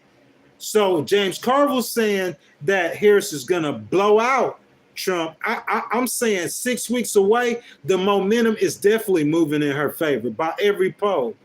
But I can't say that. I don't see that happening. I think it's still too close. In about 2 or 3 weeks, I'll probably give you guys a prediction. Okay, I think she's going to win 15 electoral college votes. Say she loses Wisconsin. If she loses Wisconsin, that's got 10 electoral college votes. Just by winning in Nevada, she's not going to replace Wisconsin because Nevada only has six electoral college votes. So if she loses Wisconsin, she's going to need North Carolina. She needs North Carolina. Listen, if she wins Pennsylvania, Michigan, and Wisconsin, it's a wrap. But there's a chance that she could lose one of those states. So just in case I lose one of those states, I'm going to get a backup state. Does that make sense? North Carolina and Nevada is her backup to become president. That's my spiel. What you guys think? We in the comments, guys. What you guys think? Guys, we've been streaming right now for about 3 hours. You know what I'm saying? Like, I know there's a lot of people, man, a lot of YouTubers, man, a lot of streamers, guys on Kick. You know what I'm saying? That's how, you know what I'm saying, I got my introduction to this and I start learning it. Man, they'll stream for about 8 hours or so. We're not going to do 8 hours, man. We're going to try to get probably about 3.5 hours in. So, guys, I invite you guys to go ahead, hit that super chat, let you guys' voices be heard. So, guys, as we continue to look at the Electoral College map, I want to see what you guys think about the Electoral College map. You know what I'm saying? To be fair, like, do you guys think that Harris is leading? Okay. It's up to you guys what you guys think. You guys could put it in a comment. Keep having the conversation. So here's my take on the maps, the election, the entire situation. Here's my take. I started off with the Rasmussen polls, which is a Republican pollster that Fox News uses that showed Trump winning by 7 points. He's only winning by 2 points now in the span of 6 weeks, which means the race is moving to the left, lost 5 points in 6 weeks. So the momentum, according to the Republican polls, is swinging towards Harris. I don't think no one can fairly argue with that. Looking at the polls and the trend, there is one thing no one can dispute. The polls are moving in the wrong direction for the former president in the next 6 weeks. If it goes anything like the previous 6 weeks before the election, then maybe James Carville will be right. You see what I'm saying? Maybe by November the 1st, she'll be winning by 7 or 8 points in the 270 poll to win. Maybe so. We're just going to have to see. Key data behind the polls. I tried to go over this earlier, guys. I haven't been able to go over this. For those of y'all who stuck with me, this is so important. They super chatted me to death when I went over this. I'm gonna go over the TV campaign ad buys, more cash on hand, more boots on the ground. So we went to better candidate recognition. So people are starting to know Harris more. They knew Trump, they didn't know Harris. So within them 6 weeks, while in Rasmussen, the polls moved by 5 points because people are starting to get to know Harris more. What else did move by 5 points? She's looking more presidential. We talked about the debate and her going to Arizona. I think that if she announced strong immigration policy, I think that's going to continue to move the needle in her favor in the right point. Boots on the ground. Let's talk boots on the ground. You guys are voting for Trump. You guys do not understand how outmanned you are. You guys here saying that she the underdog. She playing with you. Let me tell you something. The Democrats are extremely organized. You guys don't know that? Black men for Harris. White dudes for Harris just spent a $10 million ad buy. White dudes for Harris. Working moms for Harris. Dogs for Harris. Cats for Harris. The Democrats are extremely organized. Extremely. Can we agree with that? I'm talking about how many millions of people on Zoom calls. They were having Zoom calls every day. Okay? So, extremely organized Democrats signing up new voters. That's what matters. Signing up new voters, knocking on doors, and getting people to the polls. Look, I'm going to cover the early voting data. The early voting data in Pennsylvania, the last time I looked, it had Harris. Democrats requested 6,000 more ballots out of about, what? I think it was like 90,000 something. Don't quote me on that. But I'm saying the Democrats, you know, I got my fact check police, bro. They be on me. But I think the Democrats had a slight lead in early voting. And I think CNN seen that. That's why they changed their poll to Harris being up by a point. But the early voting don't really mean that. In my opinion, wouldn't you guys say that Trump should be winning in early voting? Because if he's losing in early voting, in my opinion, unless Harris makes a mistake, he's in trouble. Because Harris still has time to introduce herself and see that momentum continue to swing in her favor. So it seemed like Trump should have been like trying to get the election done when he was up by 7 points in July. Am I right or wrong? The more time you give her, the more trouble it is for Trump. So CNN, let me help you out, okay? I know you guys have all these smart guys and political analysts, but let me help you out. Because it's really close in early voting doesn't mean anything. Because if you stop the election right now, it's a nail biter. Okay? You guys get that? I'm going to slow it down for you so you can understand. If you stop the election right now, it's a nail biter.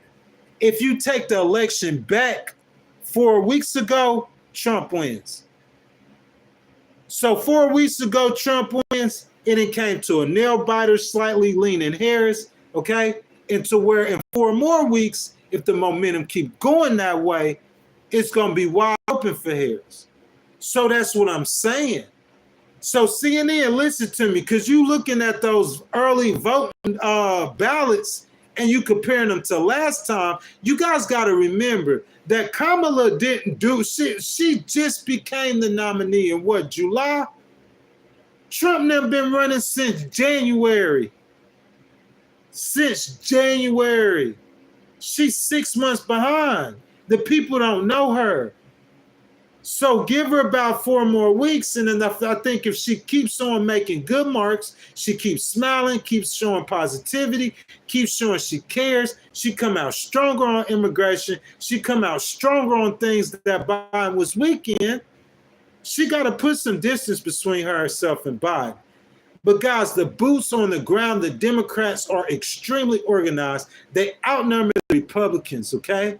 Signing up new voters, knocking on doors, and getting people to the polls.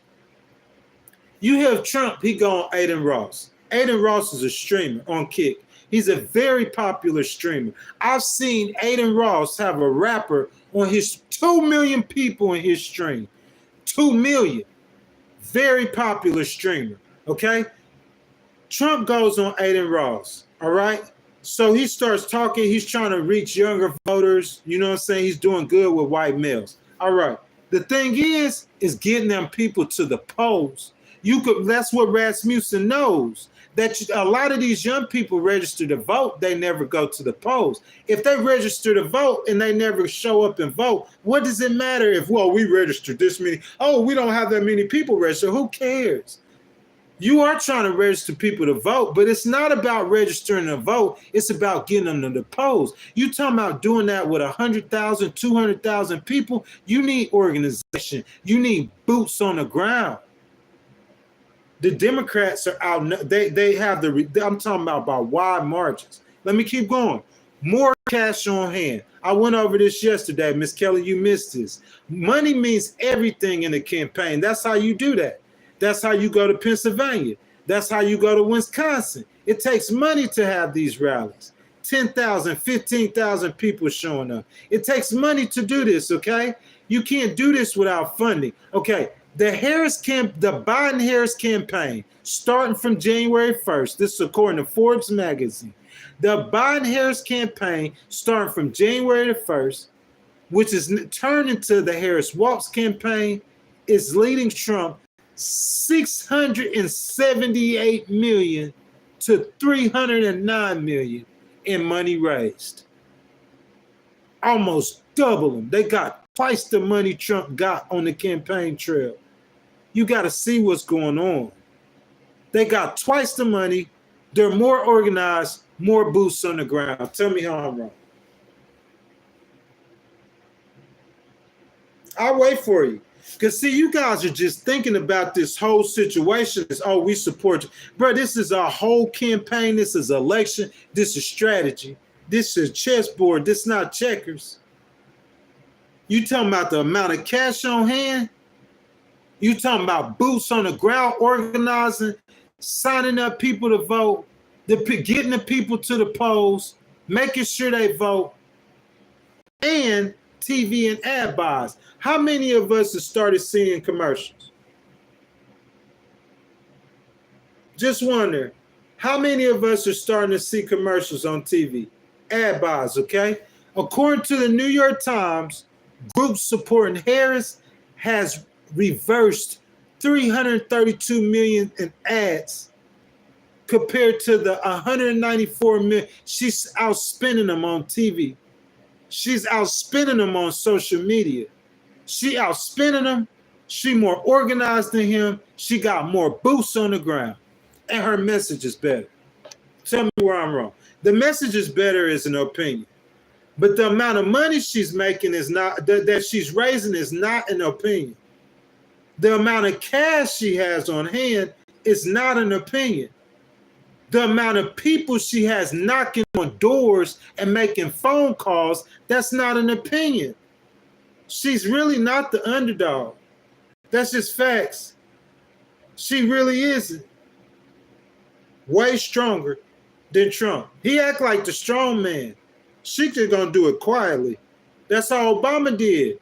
Obama deporting them people. He not gonna come. I'm gonna build a wall. That made Mexico pay. He not gonna do that. He gonna do it quietly.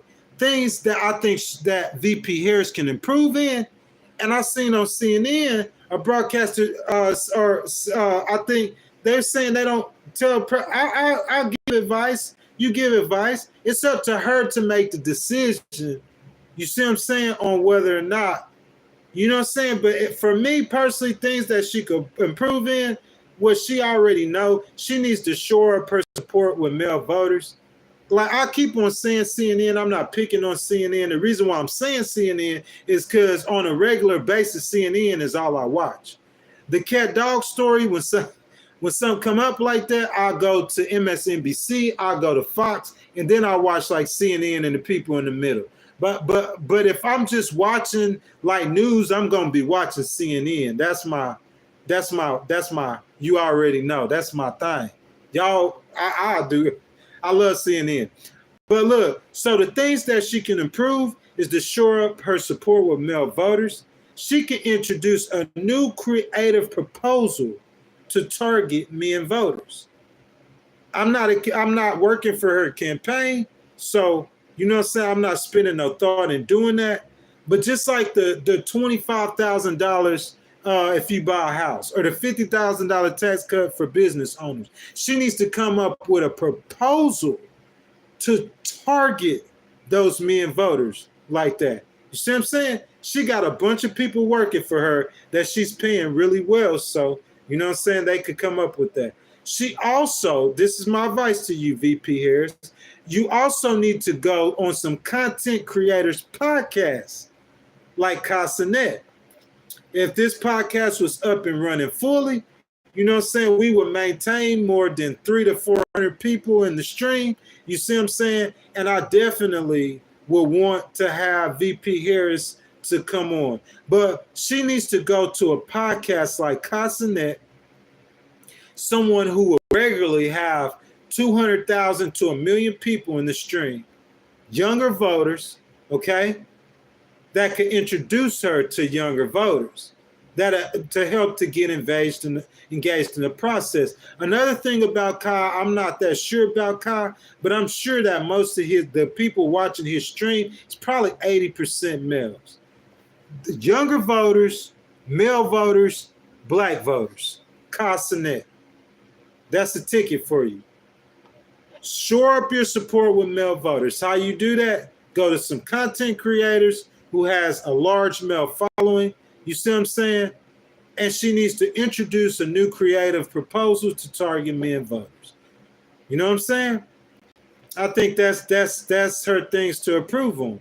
I think if she improves on those male voters, it probably would be a wrap. Okay?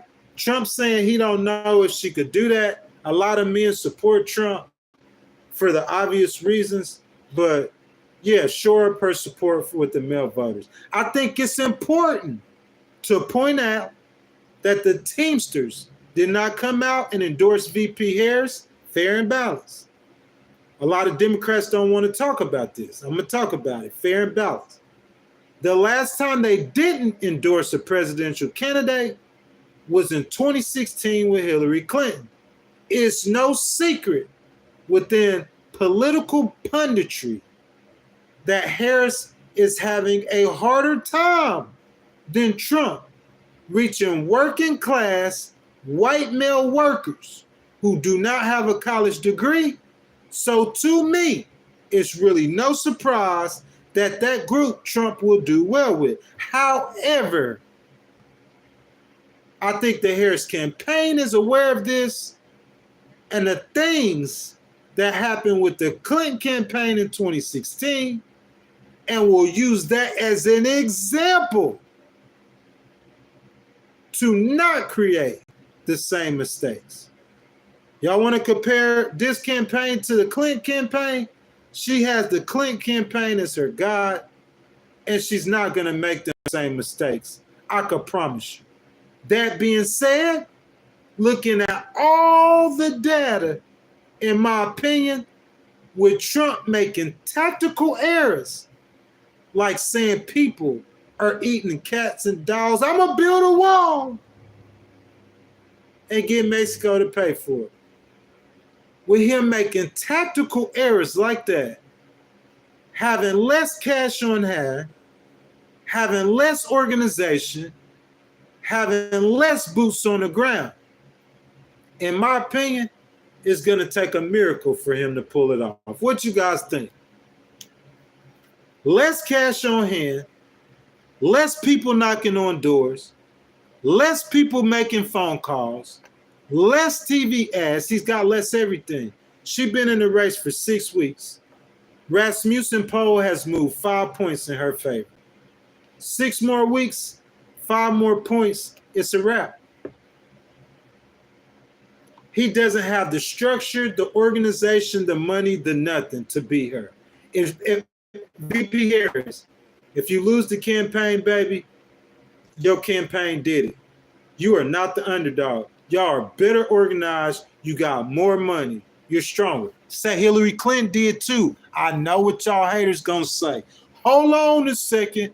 I've been streaming for over 3 hours, but I'm not tired yet.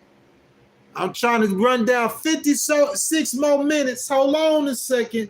Miss Kelly Quinn, she says, bye-bye, Bass. Enough is enough. You need to check your moral compass. Miss Kelly Quinn doing the thing, y'all. In them comments, Kelly Queen. That's her whatever. That's her stream. You know what I'm saying? We moving the stream more towards what it's going to be after October the 26th. You guys who know me from the very beginning, you guys know that I told y'all October 26th we're gonna start the stream. Bro, I didn't want to come on October 26th, you know what I'm saying, with a vertical live feed or whatever. Like I wanted to be all the way real. So that's why I started the stream off just like this about 6 weeks ago. You see what I'm saying? In that amount of time, you guys see the commercials on the channel. You guys see the super chat. We put in the work. We put in a hustle. You know what I'm saying? Kelly making me respect all the viewers. You know what I'm saying? We got a good little system going. We building the channel. That being said, right now, bro, like, you know, we probably kind of about a couple weeks out to go ahead and me getting the webcam right, computer right, screen sharing right, and everything like that. You know what I'm saying? But in the meantime, you know what I'm saying? We just building. I appreciate all you guys' support and love. You know what I'm saying? That being said, bro, I get my Kool-Aid out for my Trump supporters. Gotta have the Kool-Aid, man. Gotta have it. Because they don't want to see reality. You know what I'm saying? I'm going to jump down in the comments once or twice. But let me hear what you guys are saying. Earthkeeper says, peace, keep up the good fight. Thank you, my brother. You know what I'm saying? Listen, this what my experience is with the Legal Wars podcast. And I think Miss Kelly would tell you this too as well. You know what I'm saying? Like independent voters, man, that's what we are, that welcome in all classes of people, regardless of who you are right now while we're covering politics. If you have a voice, we want you in this podcast. We want your voice heard, man. You know what I'm saying? We want to hear your voice. For a vertical live feed, you say, man, it's only 160 in here right now, bro. I think we touched over 300, maybe 400. You know what I'm saying? Like, bro, we just going to keep building it. And when it gets official, instead of you having, you know what I'm saying, 40,000 people that came in the stream, because that's what's happening. People are wondering, like, they look at the likes and they say, bro, how you get 40,000 views? You know why? Because so many people are coming into the stream. So many people are clicking on the video. You might have 12,000 people on your live, okay? That's 12,000 views. If you only have 20,000 more people pop in, that's why you got 12,000 on live, but you only got 32,000 views. Bro, we don't have no 12,000 on live. We only have about 200-300 people. Well, right now, about 200 that's here the entire time. Okay? 40,000 views, that's how many people coming on the stream. That's how much potential that we have to grow this podcast. Because what's going to happen is when they come in the stream and they see a nice studio that's not like on vertical live feed, they're going to stay here and hear the great content that the people like Bless Up Kev and Kelly and Cristiano and Arcadas the Mighty and Miss Carmita Johnson and who else? Janita Mitchell, all these people that support because of the great content. There's going to come a day when we're going to have that many people in here on that stream. It's coming, 1,000%. You know what I'm saying? I think the last time I checked, I had 4,000 subscribers. We have over 12,000 returning viewers. You feel me? They not subscribing, but they watching. Thank you for all that, guys. Okay? I thank you for that comment, Earthkeeper. That's what I'm trying to do, man. Just trying to unite the American people, and I want the American people to know I'm going to give you truth. Truth that you're not going to get from the left or the right. You see what I'm saying? I'm going to try to give you straight truth, straight facts, and let you make the decision. I'm not trying to brainwash you. Like I said, the people that know me know I'm conservative on a lot of issues. Okay? Let's see. Miss Kelly, what you saying? So Miss Kelly says, I believe as Americans, we need to learn to connect again. It's okay that we think differently, but we can learn a lot from each other. Miss Kelly's right. Miss Kelly don't just be getting other people. She get me right. She get me too. You know what I'm saying? I heard James Carville on that interview, that CNN interview, say he never have to apologize for something. If he said it, he mean it. If they correct me, man, and my moderators correct me if I go too hard on people. Because see this, like today you guys see me mostly go over content. When we started the Legal Wars podcast, we didn't have no super chats. We weren't just reading the comments of people who were donating money. We were reading all the comments. So you know you're going to get knuckleheads in there. Sometimes I respond wrong. Miss Kelly correct me too, just like she correct y'all. Y'all step out of line, she going to tell y'all. If I step out of line, she going to tell me. Bottom line. You know what I'm saying? That's just facts. But I think the process of having different American viewpoints. If you go to a podcast where all their viewpoints is from the left, how is that helping the process? If all the viewpoints you go to is from the right, how is that helping the process? We need to have voices heard from both sides. Ms. Kelly says, self-identify. I don't have as much opportunity as they don't behave like some of these Trump supporters is concerning. But believe me, I call it when I see it. Yes, ma'am. Definitely, Miss Kelly. Definitely. So she says, I love the passion that we all have. I have a lot of passion, so much passion about this election. You see what I'm saying? So much passion. It means everything to me. It means everything to us. Let me do something right now, guys. Y'all spam the American flag in the chat for me, please. If you love America, put American flag in the chat. That's what this is about. Right now, guys, if you love America, JD's Couch, I see you saying you love Kamala. If you guys love America, and please put the American flags in the chat. Thank you, Mr. Romero, for starting it off. Guys, put them American flags in the chat. Lisa, put them American flags in the chat, please.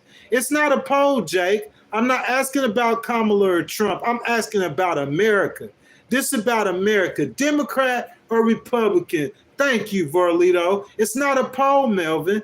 It's about America. It's not a poll. I know, Arcadis, it's a poll, though. I'm not asking about Trump or Harris. There you guys go. Put those American flags in the chat. If you support Harris, put an American flag. American flag. American flag. Put American flags in the chat. If you support Trump, put American flags in the chat. This is all American flags. Put American flags in the chat, man. Put them in the chat. That's what this is about. You see what I'm saying? American flags. Listen, let me say something. For those of us, okay, let me say like Colin Kaepernick, where he kneeled, you see what I'm saying? During the national anthem. Bro, look, is America perfect? No, America is not perfect. America is far from perfect. But if America's not perfect, where was you born at? Where was you raised at? The money in your pocket, the food that you eat, you see this fat stomach? I eat too much. Where it happened at? It happened. This is our country. Like it, lump it, or choke on it. So what we need to do is try to improve our country. Don't try to hate America. Don't try to throw America in the trash can, right?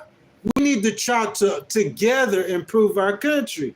I think that's what the voting is about. I think that's what the election is about. Now, look, I've done this long enough. Samuel Potts, how are you doing, my brother? I've done this long enough to where I jump down in the comments and I see people saying so many different things. You see what I'm saying? So many different things. But I think the process is, like Miss Kelly said, that you have Republicans come together, you have Democrats come together, you know what I'm saying? And together, Miss Kelly, that's what we're trying to build with Legal Wars Podcast. This is something that you do not see nowhere else. We invite people of all different opinions. Okay? So look, if we go and we say, hold on a second. If we go and we say, hey, the election is over. The election is over. So we have a completely different conversation. You see what I'm saying? Completely different conversation. We're not talking about the election. Say we talking about something else. Completely different. You know what I'm saying? Like, if we talking about racism, we need to invite both sides. That's what I'm saying. We need to invite both sides. That's what I'm saying. And that's what the Legal Wars Podcast is about. So, guys, I'm scrolling through your comments. Samuel Pounce, my man, how are you doing, brother? How are you doing? So he said he's voting for Trump. Of course. Miss Kelly Quinn, I see them American flags. Superhero says Democrats for Trump. YouTube video, I see you. Melvin Garrett. JD's Couch, I see you. Shane James says the Klan for Trump. You know what I'm saying? I invite the Klan. The black people will probably be mad at me. You feel what I'm saying? But I'm going have a conversation, bro, with the enemy. I believe in talking to not necessarily the enemy, the other side. Samuel Ponce says Democrats for Trump 2024. You know what I'm saying? I believe in having a conversation with the other side. PG Chris says black men for Trump. Shane James says I'm from Harris.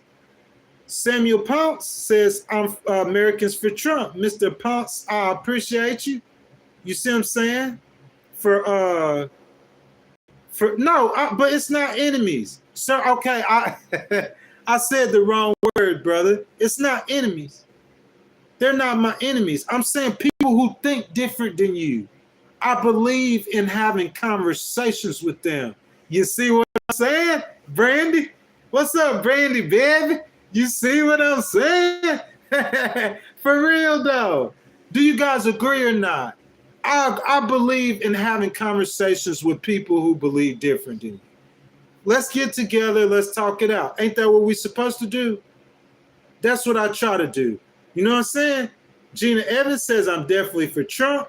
And your first thought was to say enemy. Gina, forgive me, sister. Forgive me, baby. I'm just like you. I'm prone to mistakes. It was my first thought. It's to say people that aren't agreeing with me. Mr. Robert James, how are you doing, sir? Mr. Robert James says Trump 2024, economy and foreign policy. Samuel Ponce says, put America first, most definitely. That's why I told y'all to put them flags in the chat. Because it's not, y'all keep telling me about a poll. It's not about, you see what I'm saying, Republicans. It's not about Democrats. You see what I'm saying? It's about America. That's what this whole experiment is about. Americans. Kenneth Ross says the KKK, Panthers, and all gangsters are going Republican. I don't think no Black Panthers going Republican. I might be wrong.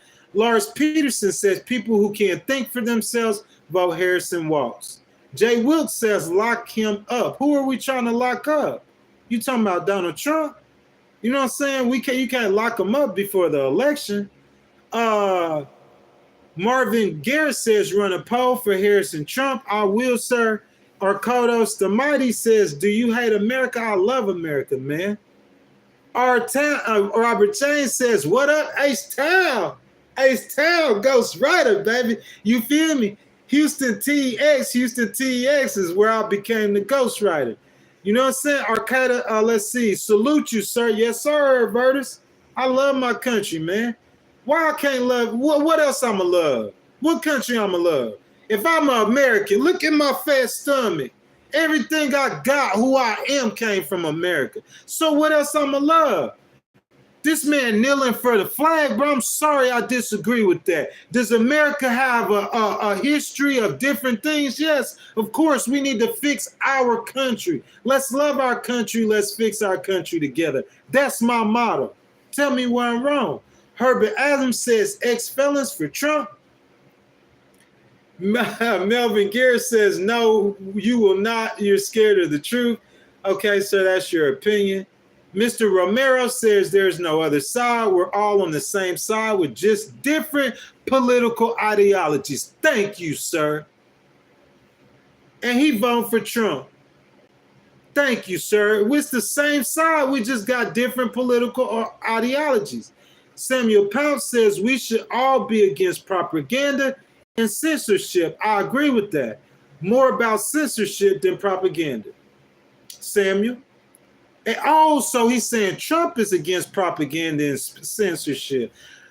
I believe so. I would actually say that, Samuel. I have never saw Trump with any kind of censorship. I remember when they used to make fun of him, he would talk about beating up people in the audience, but I've never heard him say anything about censorship. I might be wrong. Melvin Garrett, why run a poll?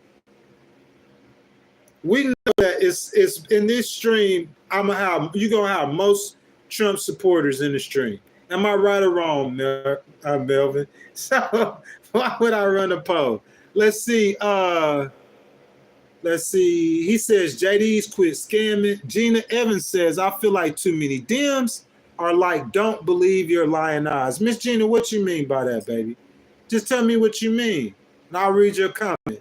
Okay. Guys, we probably got about 10 more minutes. You know what I'm saying? So go ahead and get your comments in. I'm trying to read all you guys' comments that I can for free. Jason Bourne says, yeah, I lost a lot of friends when I voted for Trump the first time, and I gained a lot of friends too, but my friends don't like Kamala, and I don't hang out with people that do. Jason Bourne, listen, I'm from Mississippi. All my homeboys from down south, I promise you, bro, all my boys from down south, they all vote for Trump. I could call their names. I'm from Biloxi, Mississippi. You feel me? All of them vote for Trump. They still my homeboys. Still love them. Ain't no different. Like I guess I'm used to that. I was raised like that. You see what I'm saying? Being like the only black person in my school, my class, I had to learn, and I learned to love white people. I love white people. I learned to love people who weren't like me. If you ask my boys, I could start my old friends, Josh Dees, Matt Levine, Randall Staling, Jamie Sandage. They are white dudes. I got black friends too that voted for Trump, and I had black friends that voted for Harris, but not that many, or voted Democrat, but not that many. Really, majority of my friends, they were all Trump supporters. That didn't change anything. That don't change the way you love somebody. You know what I'm saying? So let's see. Greg says everywhere, just not down south. Mr. Greg, I'm not sure what you mean. MRT says, yeah, I'm in Mobile, Alabama. Yeah, I'm from Biloxi, my boy. Shout out Mobile, Alabama. You know what I'm saying?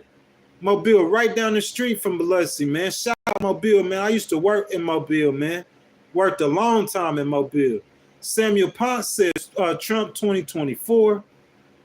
Albert Martinez says all of them ignorant. Goose with the Juice says I'm rocking with Trump. Hobart Adams says Texas Hillbilly Billy as for Trump. Kelly Quinn said, Ghost, please add JD's couch as a moderator. Yes, ma'am, I'll get to that. D. Johnson said, this is different. Kamala had 3.5 years to make our country better and has it. Sir, we just going to have to talk about that tomorrow. What's tomorrow's stream on? Any of you guys look?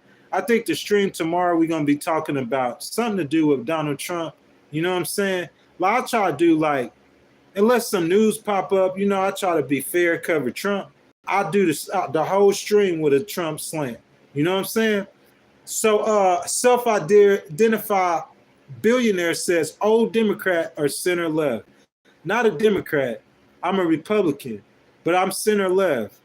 I'm not a Republican. I say an independent or a Republican. If whatever you identify conservative as, if you identify a conservative, regardless of what you identify him as, I'm center left.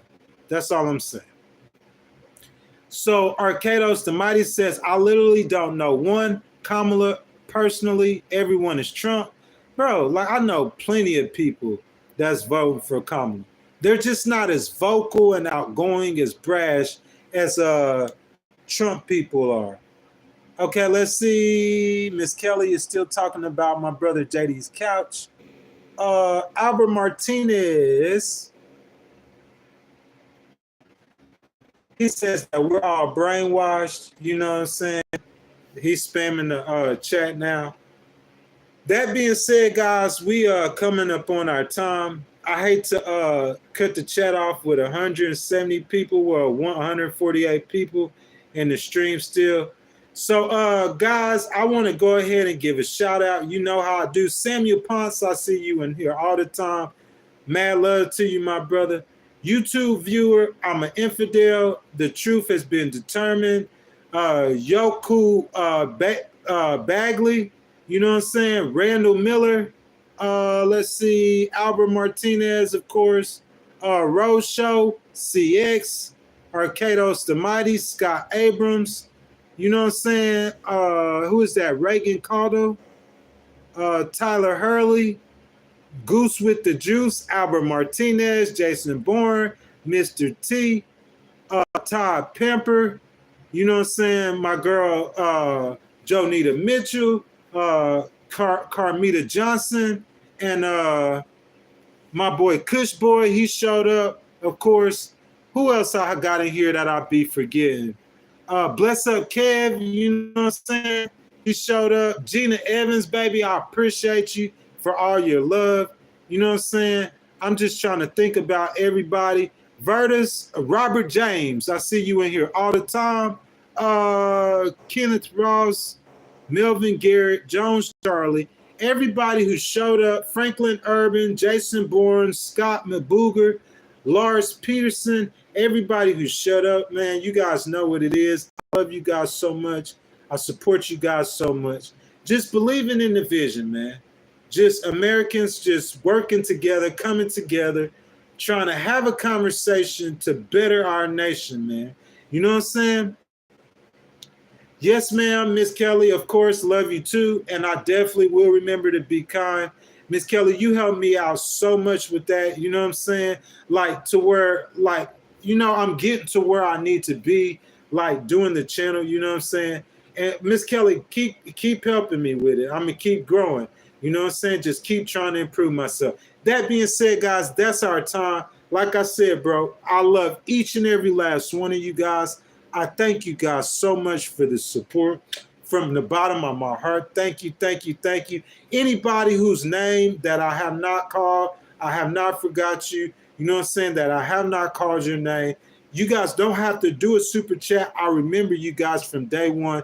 I thank you for your love. I thank you for your support. Guys, thank you for watching and tuning in to the Legal Wars Super Chat. I love all you guys, and I will see you guys tomorrow morning. Y'all have a great day, rest of your day, and be blessed.